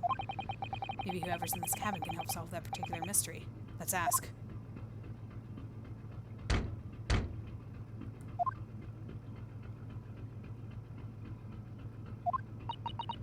No answer. We're out of luck, it seems. There's no one in there to help us with our inquiries. How annoying. Wasn't Sholmes just in there? What was that? It came from inside the cabin. Such a high-pitched scream. It must have been a woman. Stand aside. Oh. Hi, Sholmes. I'm about to break the door down. Mr. Sholmes! Shan't be stopped. When the fit is on me, I revel in kicking doors off their hinges. Did you kick the door off of my cabin's hinge? Please, wait, Mr. Sholmes. The door doesn't appear to be bolted. It doesn't? Then how the deuce can I dispatch the muscular urge? What, pray, can I kick? Just don't kick me. I think we should go in. There's no time to think about stress relief.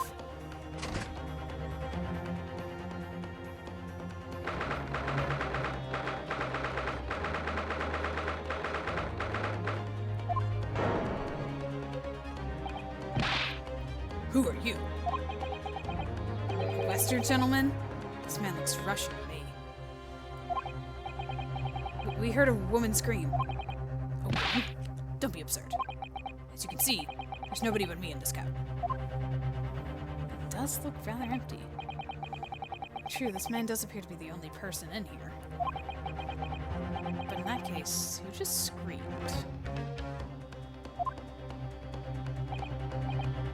Get out, all of you, now! Please, excuse the intrusion, but you're Mr. Grimsby Roylott, I can believe? Yes, that's me. And you are? I am the one and only, the actual Herlock Sholmes. You've heard of me, no doubt. No. I'm a great detective among great detectives, the one who adorns the cover of popular magazines, no less. So I assure you, you may trust me completely. This is the equivalent of tabloids. Like, what even? Man uses that magazine like a business card. A detective? I do not trust detectives. We distinctly heard a scream emanating from within these walls. But there wouldn't appear to be a lady concealing herself within the wardrobe this time. So might I be bold to ask you to open that small traveling case? Don't be stupid. How could anyone fit in a small trunk like that? I mean, that's fair. Well, it's quite fashionable these days, is it not? Traveling inside one's trunk. Don't look at me. It moved. Oh my, did you see that, Mr. Naruto? Yes, the case just shook. There is something in there. Leave, now. Otherwise, I'll call the steward. So this is Cosmo's neighbor, Mr. Grimsby Roylott. There's no doubt about it. The strange Russian man is hiding something. I couldn't agree more. Let's see if we can find some clues before that burly sailor returns.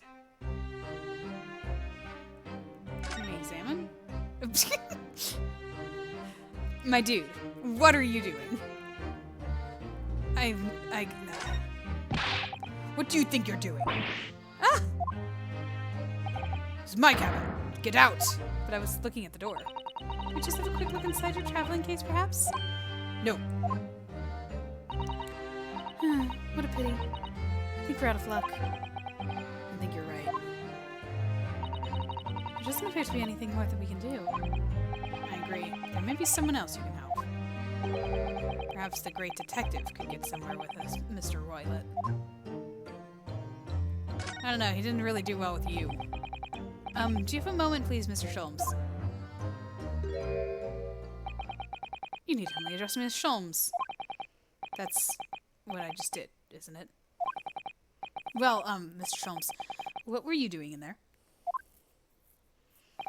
Why, I was resting, of course. Whoops, I accidentally pressed a button, sorry. Resting? Indeed, I was contemplating our sea voyage from the confines of the wardrobe whilst waiting. Waiting for the inevitable time that you would need to call my great power to deduction into service. Oh! And it should seem that the hour is upon us now. The time has come for the gimmick of this game. Am I mistaken? No, actually, you're spot on for once. Observe closely. Our Russian host in this cabin, Mr. Roylott, is clearly trying to hide something. And do you know what is the most effective weapon to use against a Russian hiding a secret? Why? The truth, of course. Though it should be pointed out, such methods are not exclusively for the Russians. Right. Can you imagine how the Russian will react when the secret he guards so closely is exposed? Would you like to witness it? Oh yes, please!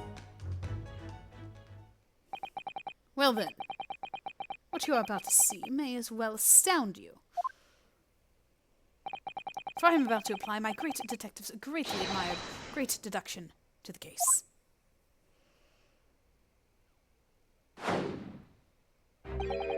Could this man be a more hackneyed portrayal of a dubious Russian, I ask you? What? From time to time it occurs to me.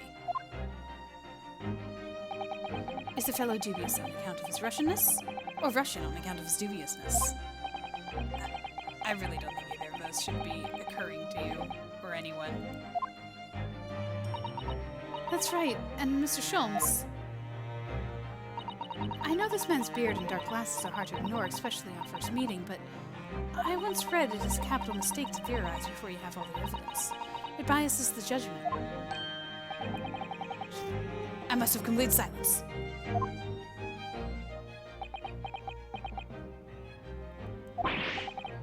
What are you doing? What are you peering at my face like that? Ha, just as I thought. Yes, I've quite made up my mind now. There can be no other explanation that accommodates all the facts. Mr. Roylott, I've reached two incontrovertible conclusions. What do you mean?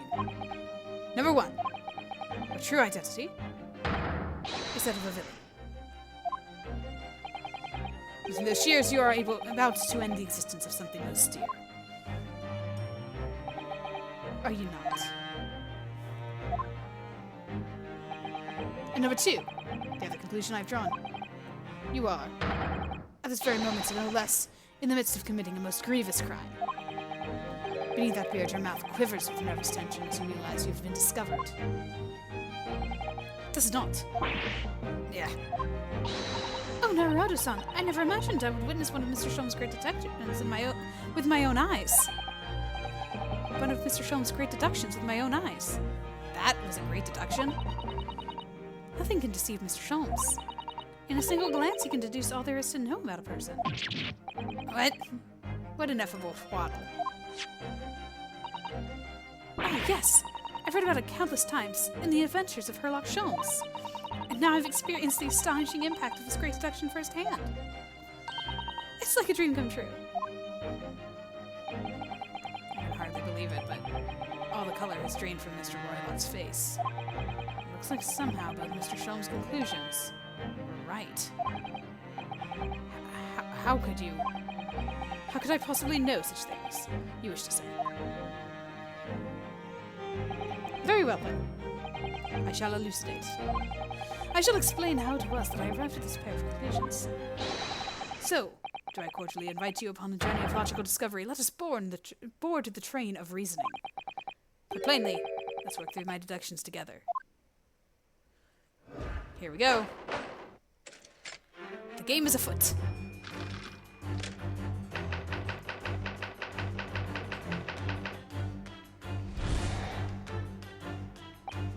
So, the dubious-looking Russian, Mr. Roylott, obviously, what catches the eye in the first place?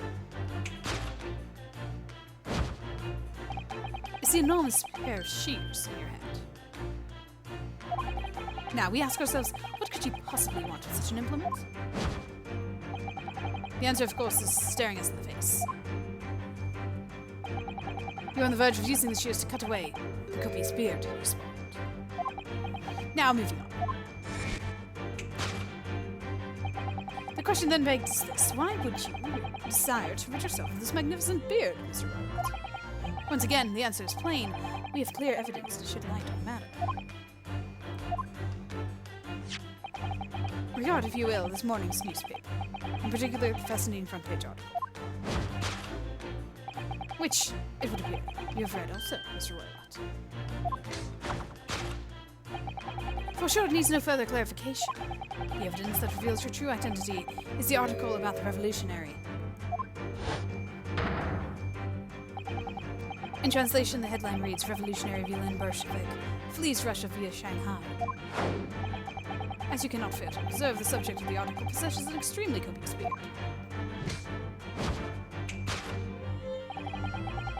Having noted the article yourself, you decided to remove your incriminating facial hair before it gave you away. In short, your true identity is beyond doubt. You are the fearsome Russian revolutionary himself. Villain Bolshevik. Not that I've heard of you myself, you are to say.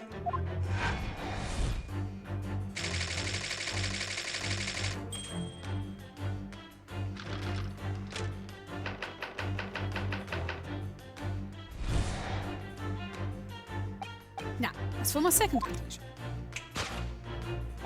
You are, at this very moment, on the brink of committing a most grievous crime. And the proof of this crime? Over there. Oh yes, Mr. Roylott. Taken unawares, people have the propensity to let their eyes stray, you see. And I assure you the eye speaks so much more eloquently and honestly than the mouth. The answer we seek is where the furtive glance falls. The proof of your crime sits before our very eyes. Yes, that traveling case. It is time, I think, that the case be opened and its contents laid bare. No, I refuse. What could you possibly be concealing inside, we ask? By my estimation, a young lady, perhaps? One slight enough to fit therein? Don't be absurd. And what, pray, would be the identity of this young lady in the traveling case? Dear me. We are not well suited to a life of crime, are we? Careless coup d'etat. The oil betrays you. Once again, we need only follow your furtive glance to the answer. Yes, the reason you refuse to open your traveling case can equally be found in the pages of the newspaper. There's another, most stimulating article. If we turn from the fleeing revolutionary to the back page. Renowned prima ballerina of the Novovich Ballet disappears from Shanghai. Such a headline can lead to but one conclusion. Your crime is that of abduction. And according to the article, the young lady's name is Nikolina Pavlova.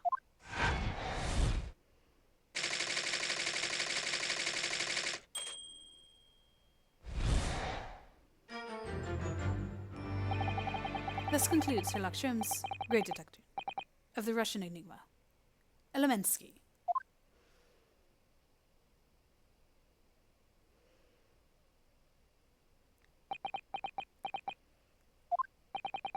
Susato-san, that wasn't one of the great deductions I've been hearing so much about, was it? Well, the stories are full of Mr. Sholmes' brilliant deductions, you know. But that did seem a little different somehow. Excuse me, Mr. Sholmes, could you come over here a moment? Pray, what can I do for you? It's about your deductions. Would you mind? Not at all, go on.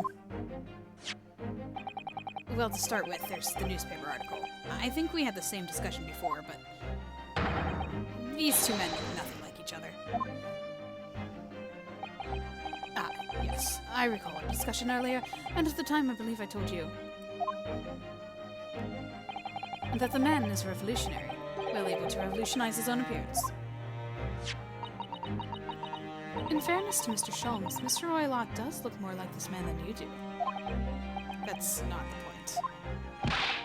And another thing, the part about him abducting the ballerina. Indeed, a truly startling revelation.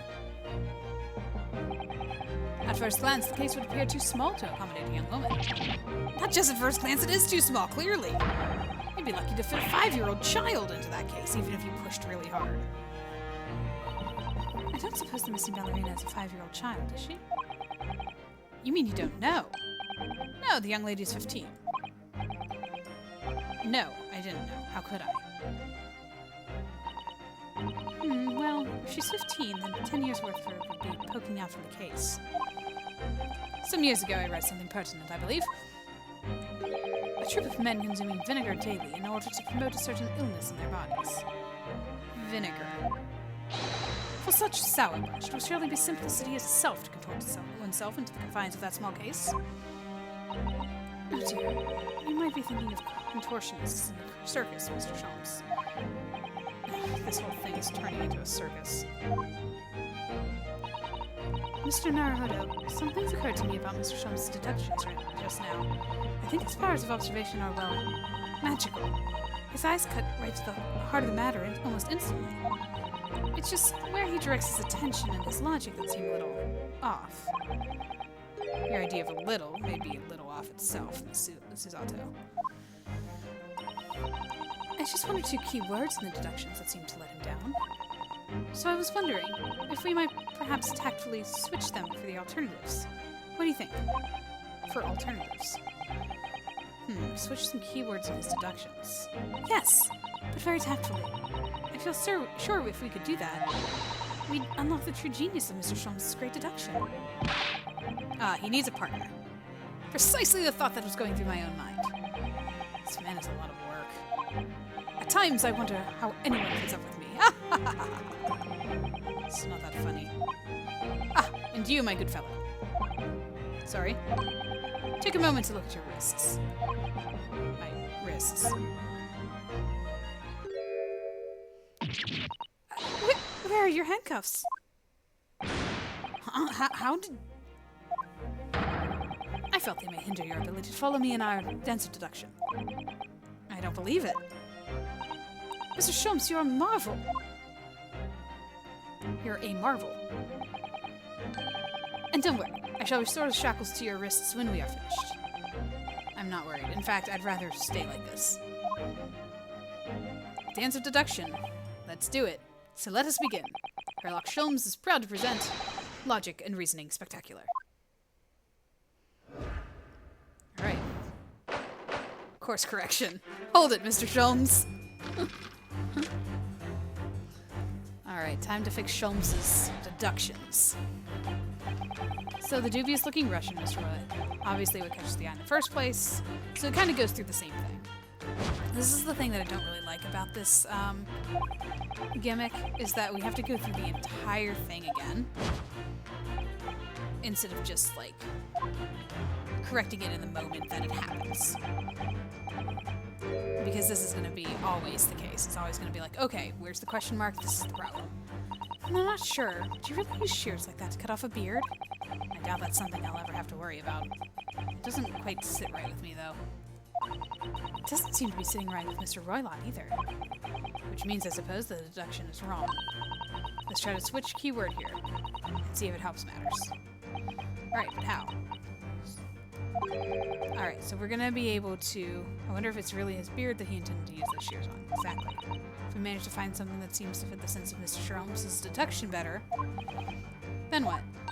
Then I'll leave the rest in your capable hands, Naruhodo-san. Why am I the one to do something about this?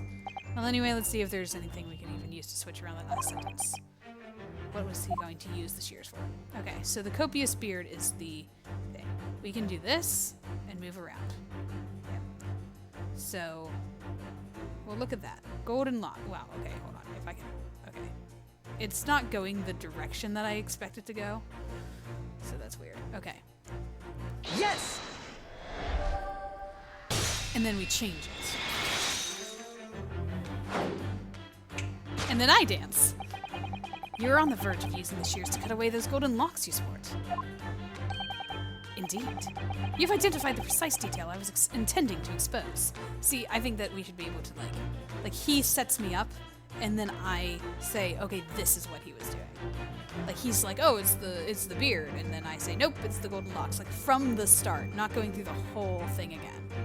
Because it doesn't make any sense, because why would he still be responding to Sholmes in the ways that he's responding? Like, the question mark and actually like, oh no, and like looking over at the case later.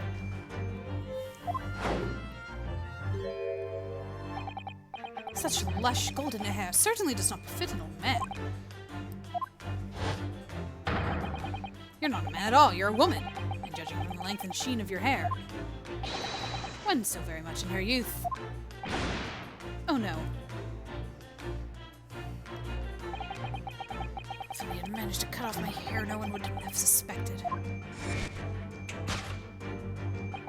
The question then begged is this: why would you desire to rid yourself of these magnificent locks?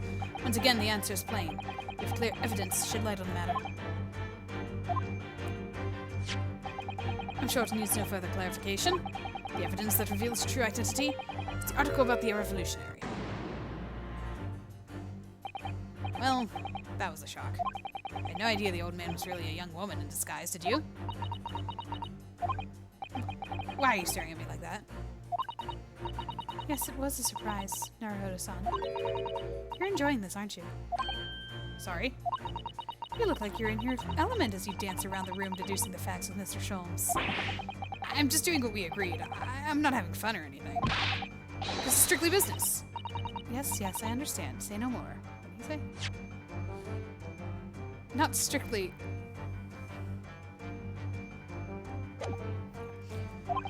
Well, anyway, let's focus on the next part of Mr. Sholmes' deduction, shall we? Mr. Sholmes' deduction, shall we? The evidence that he's picked up doesn't fit the facts at all now. No, that's true, given that Mr. Roylott is actually a woman. Exactly. He, or rather she, can't possibly be this merciless revolutionary. I suppose because the deduction as a whole is taking a different direction now. Oh, that was Susato, sorry. Yes. Let's switch the evidence for something else. Something that fits the facts we now understand them. For some reason, this woman needed to try to hide her true identity. I feel as though I've either read or heard about a young woman in a situation like that recently. Alright, I'll do my best. I mean, we were just talking about her. Yes!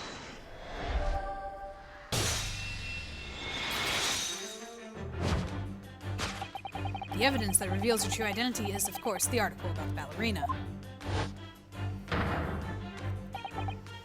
That's right, you've hit the nail on the head. Renowned prima ballerina of the Novovich Ballet disappears from Shanghai. It would appear we are finally able to address you by your true name. Yes, because your true identity is that of the Novovich Ballet's prima ballerina. Miss Nikolina Pavlova. Oh. Dangerous.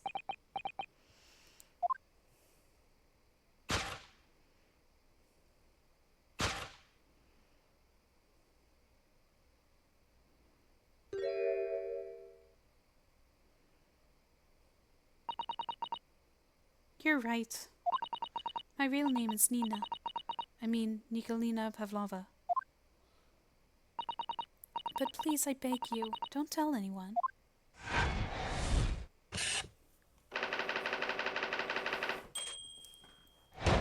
Solved! Let's keep going. Obviously, she couldn't kidnap herself. Now, as for my second conclusion. You are, at this very moment, on the brink of committing a most grievous crime. And the proof of this crime, over there. Yes, Miss Pavlova.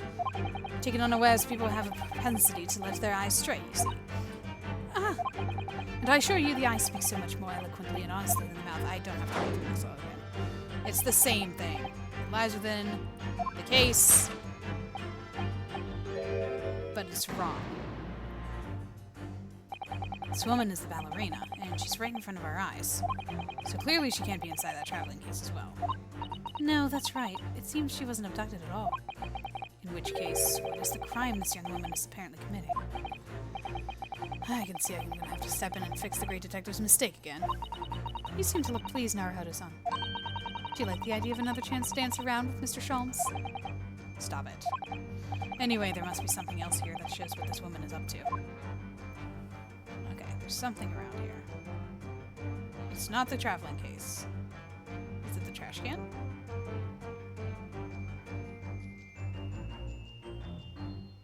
Maybe there's something in the trash can.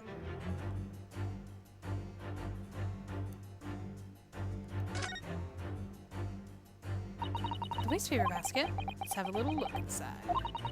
Naruhodo-san, it's poor etiquette to go sifting through someone's rubbish, you know. Those eyes. She's looking at me like I'm a piece of rubbish now. However, these are special circumstances, I think. Exactly, we have no choice. There's hardly anything in here at all. Oh, well, that's a little disappointing.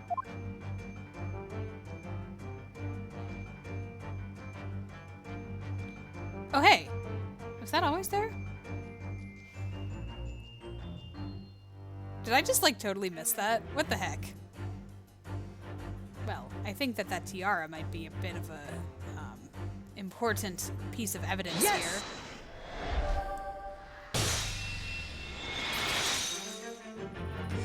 I wonder what happens if I mess up. Do I lose health of some sort?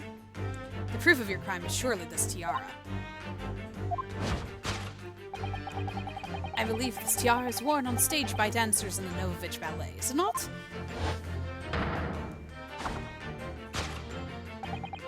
Indeed, it would appear to be identical to the tiara pictured here in this newspaper article. And if the reporting is to be believed, it is an item worth 20,000 rubles. In summary, the crime you have committed is theft. Oh no. Yes, you left your ballet troupe, unlawfully taking that precious tiara with you.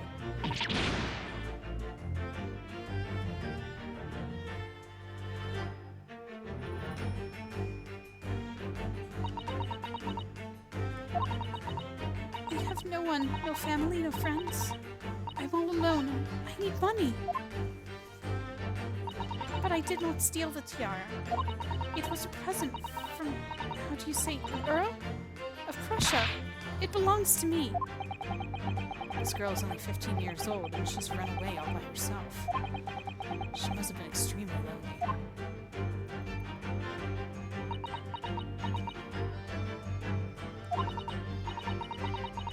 Alright, I will tell you everything. There's no point in hiding it now. Come, come. Let's not be hasty. What? There remains one unsolved mystery about you. Mystery? What do you mean? You have staunchly refused to open this traveling case of yours in our presence. It's reasonable to conclude, therefore, that there exists some reason why you wish it to remain closed. Is that not so, Miss Pavlova? My dear girl, there's... Oh, my dear girl, there's no sense in playing games with me. Nothing escapes my attention. Indeed, I have a very good idea of the contents of your case, even before I have ever laid eyes on them. Dear me. We are not well suited to a life of crime, are we? Your careless coup d'oeil betrays you. Once again, we need only follow your furtive glance to find the answer. Yes, the reason why you refuse to open your case is written on the books on the shelf. Oh, now he's completely changed track with his deduction now.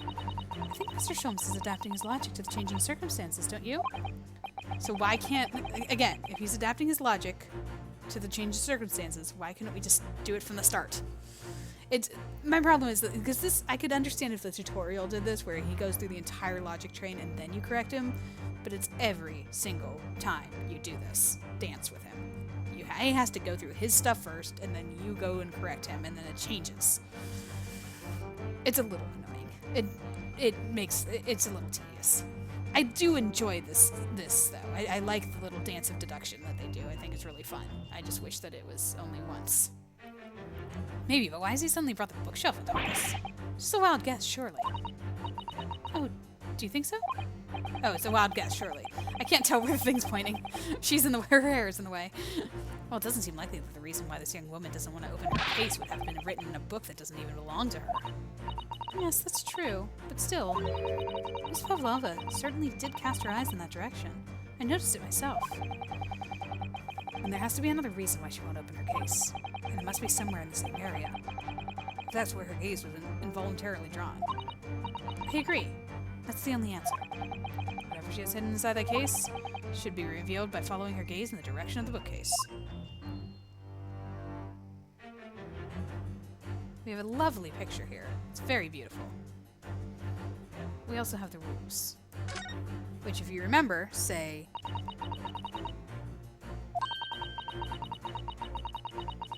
Passengers must not keep weapons or other dangerous objects in their cabin, and pets are also strictly forbidden. There's exactly the same notice in our cabin, too. I wonder what happens if you break the rules. Oh dear, I'm sure the punishment will be severe now, Hiroto-san. You'll probably be left adrift in the freezing cold ocean. Or shut inside a tiny wardrobe for days on end. So I've actually been serving time for weeks now, huh? Oh, and then there's the door. I think she's breaking a rule. Yes! It was moving. There's got to be a pet in there. Yes, the reason why you refuse to open your case is written in the rules of passage. Passengers must not keep weapons or other dangerous objects in their cabins, and pets are also strictly forbidden. Inside that case of yours is something forbidden from carriage in this vessel. That's the real reason why you refuse to open it, thus revealing its contents.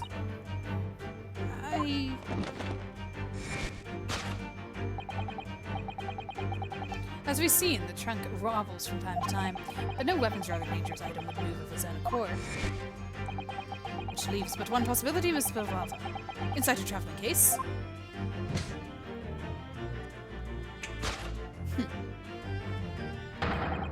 is the last item listed as forbidden in the vessel's rules of passage. A pet. Look at them. I love their little dances. I do love that gimmick.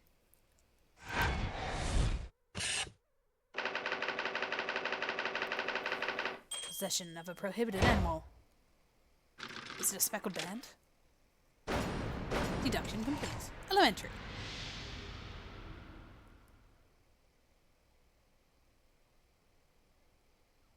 See, he just needs his partner. So clearly you aren't who you said you were. No, I'm not Grimsby Roylott. My real name is Nikolina Pavlova. Everything you said is correct. You absconded during one of your ballet company's performances in order to escape your homeland. Later that same night, you stole aboard this vessel. Which couldn't have been easy. The Burya is a huge steamship with a vast crew. Could you really have snuck on board without being noticed? In order to obscure your true identity, you somewhat recklessly took the guise of an old gentleman. And you intended to sever all links with your past by severing your long hair. Yet to a woman, hair is no trifling matter. My personal recommendation is to leave it well alone. So, if it was just you, about to cut off your own hair, who was it that let out the scream we heard from outside the cabin? Veritable tinkling of a bell? Why, none other than this young lady, naturally. Or like a full set of pipes, if you ask me. I was so scared when I ran away from in Shanghai. I was sure they would come looking for me. That's why I decided to, how you say, disgust myself, so no one would recognize me. As a result, you transformed yourself into that questionable old man? I see. I made their voices too similar. I put on the fur hat and fake beard. Then just before you came in here, I saw the newspaper. Right on the page, there was a picture of me. I was so frightened I couldn't stop from screaming. I knew that if I didn't change my appearance completely, they would find me. So I decided to cut all my hair as fast as possible. I picked up the scissors in my hand and... At that precise moment, we walked in through the annoyingly unlocked cabin door. Annoyingly unlocked. Things happen like that sometimes, don't they? Things do indeed happen like that. From time to time. Are those two even talking about the same thing? There's just one more thing I'd like to know.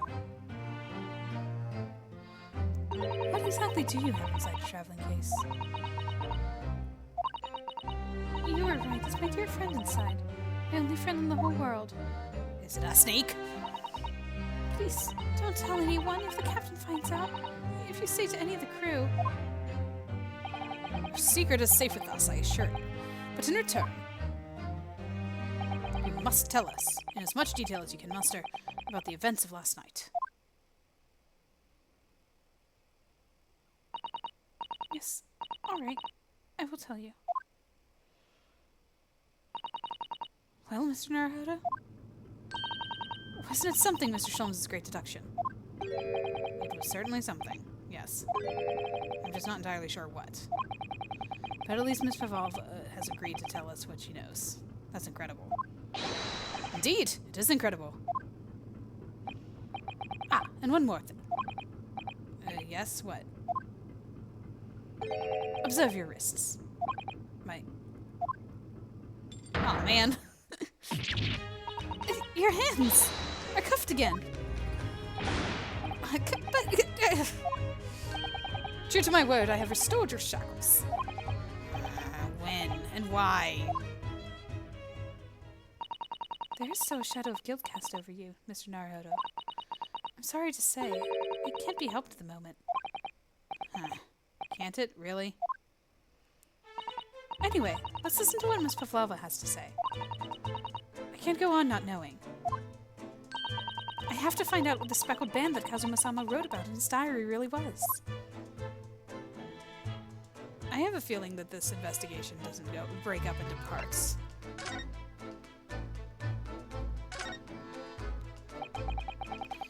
Did you know that someone was killed in the cabin next door to this one last night? One of the crewmen told me this morning when I was eating breakfast. The man who died, he was a friend of mine. Oh. That's why we're trying to find out what happened. Did you notice anything unusual last night? Perhaps you heard a strange noise, for example. Perhaps people talking? Perhaps the ship was absorbed in a wild tempest. Perhaps its steam engine exploded. Perhaps everyone on board would have noticed if that had happened. Miss Pavlova, is there anything you can tell us? I don't know. I'm sorry, but all I could think about last night was what I had done and whether they would find me. I didn't notice anything that was happening around me. Oh, I see.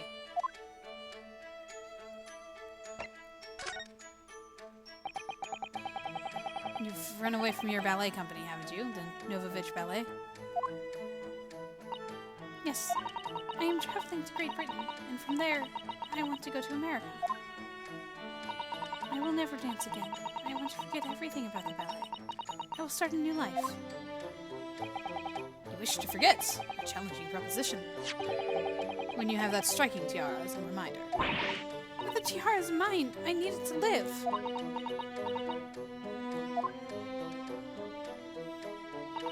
I have no money of my own. The Novovich Ballet gives us only little food and water. And we must dance all over the world. I had to run away. I had no choice. If I stayed, I would have killed me. So you ran away to protect yourself? Yes. And the crew of the ship, they have all been kind to me. They let me come on board, and they said I could hide in this cabin. Okay, so they were in on it. If that is indeed the truth, Miss Pavlova, it creates a most intriguing conundrum. Yes, it does. What do you think about it, Mr. Naruhodo? Me? Oh, well, yes, of course. I think we should hear Miss Pavlova's explanation. To a conundrum, I'm not sure, but the fact that the crew know, and she was all like, oh, don't tell the crew. Or don't tell the captain. Maybe that's what it was. Miss Pavlova, allow me to pose you a riddle.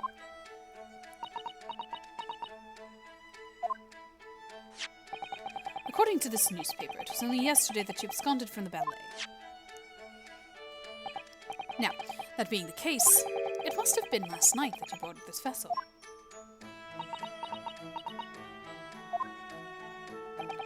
However, the Esesperia stopped by no port last night. Ah, that's it, of course. So how is it, pray, that you came to be aboard?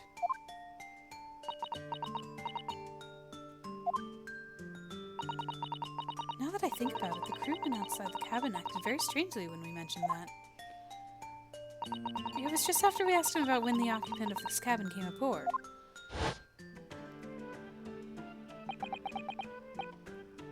Is that whenever he was averting his gaze? Because he said it wasn't my business for, like, every question I asked him. Yes, you're right. He does seem to be hiding something.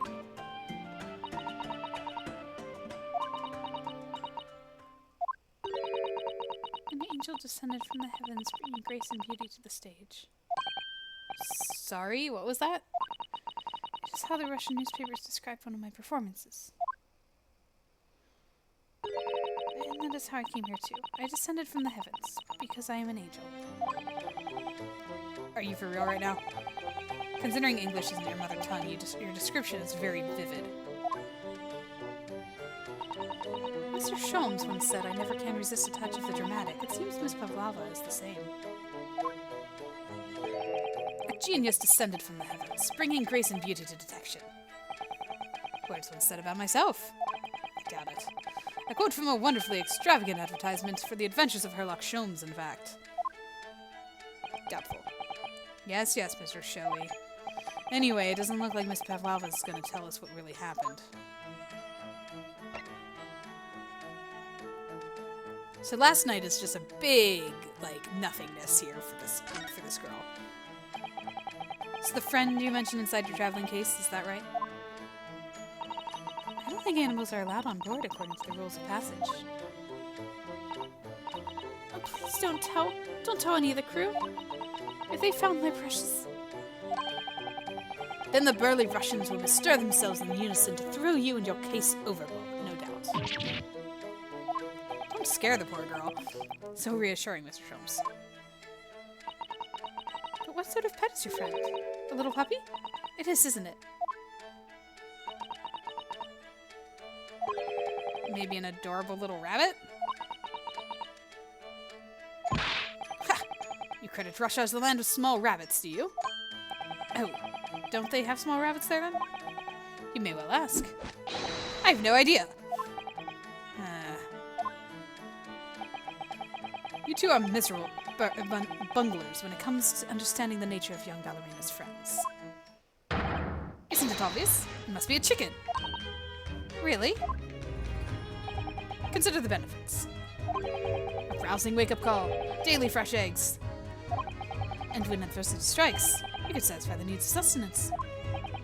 So you'd eat your friends. Now remember that.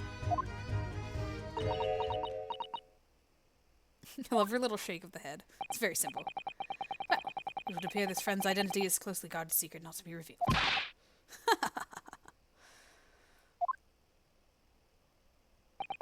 She obviously doesn't quite trust us yet. There's something I should like to show her, I think. Maybe she might be able to shed some light on it?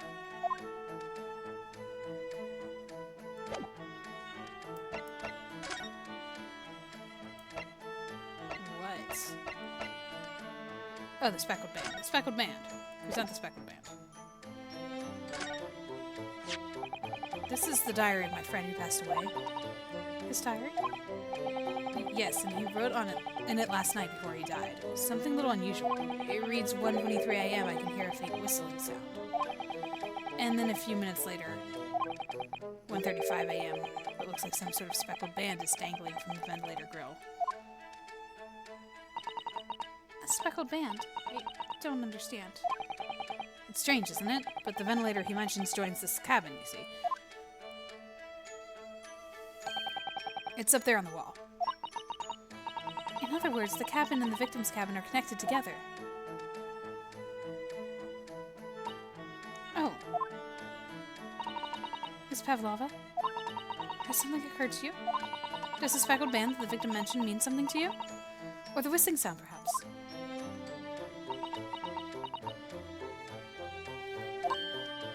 No. I don't know anything. No.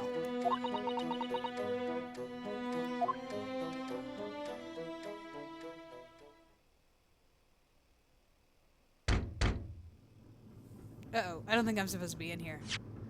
Also, can I... No, this is all I get. Okay.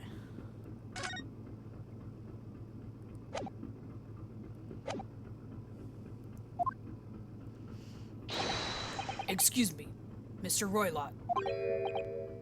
Yes, what? Wow, she's fast. Captain would like to speak with you. You must come to Captain's quarters at once, please. All right, I will come now.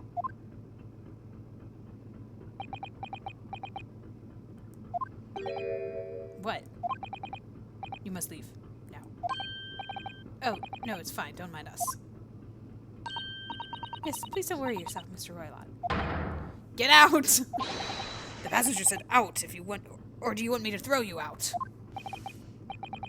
Looks like we'll have to leave investigating this cabin until later. What a pity.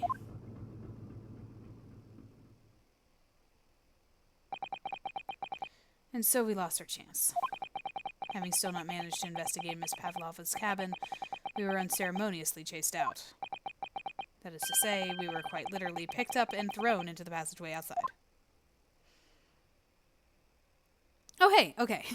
I was starting to think that it wouldn't be continued. I'm like, wait, is this just going to be, like, ongoing the entire time? It's been a while. So, a long one this time, but we've gotten started with the case here. Yeah, circumstances being what they are, depressing and whatnot. But hey, we've introduced a new character in Herlock Sholmes, whose name is very hard to say. And he's quite a character. I'm curious as to your thoughts about him.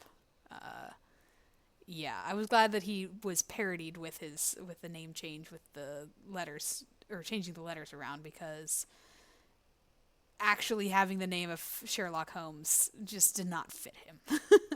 So yeah. But anyway, I won't keep us for any longer because this was a longer one. I guess then we will see what happens next time and see if we can solve Kazuma's death and bring justice. Because it's very sad. And then we'll see where this game leads us after that. So, I will talk to you guys next time.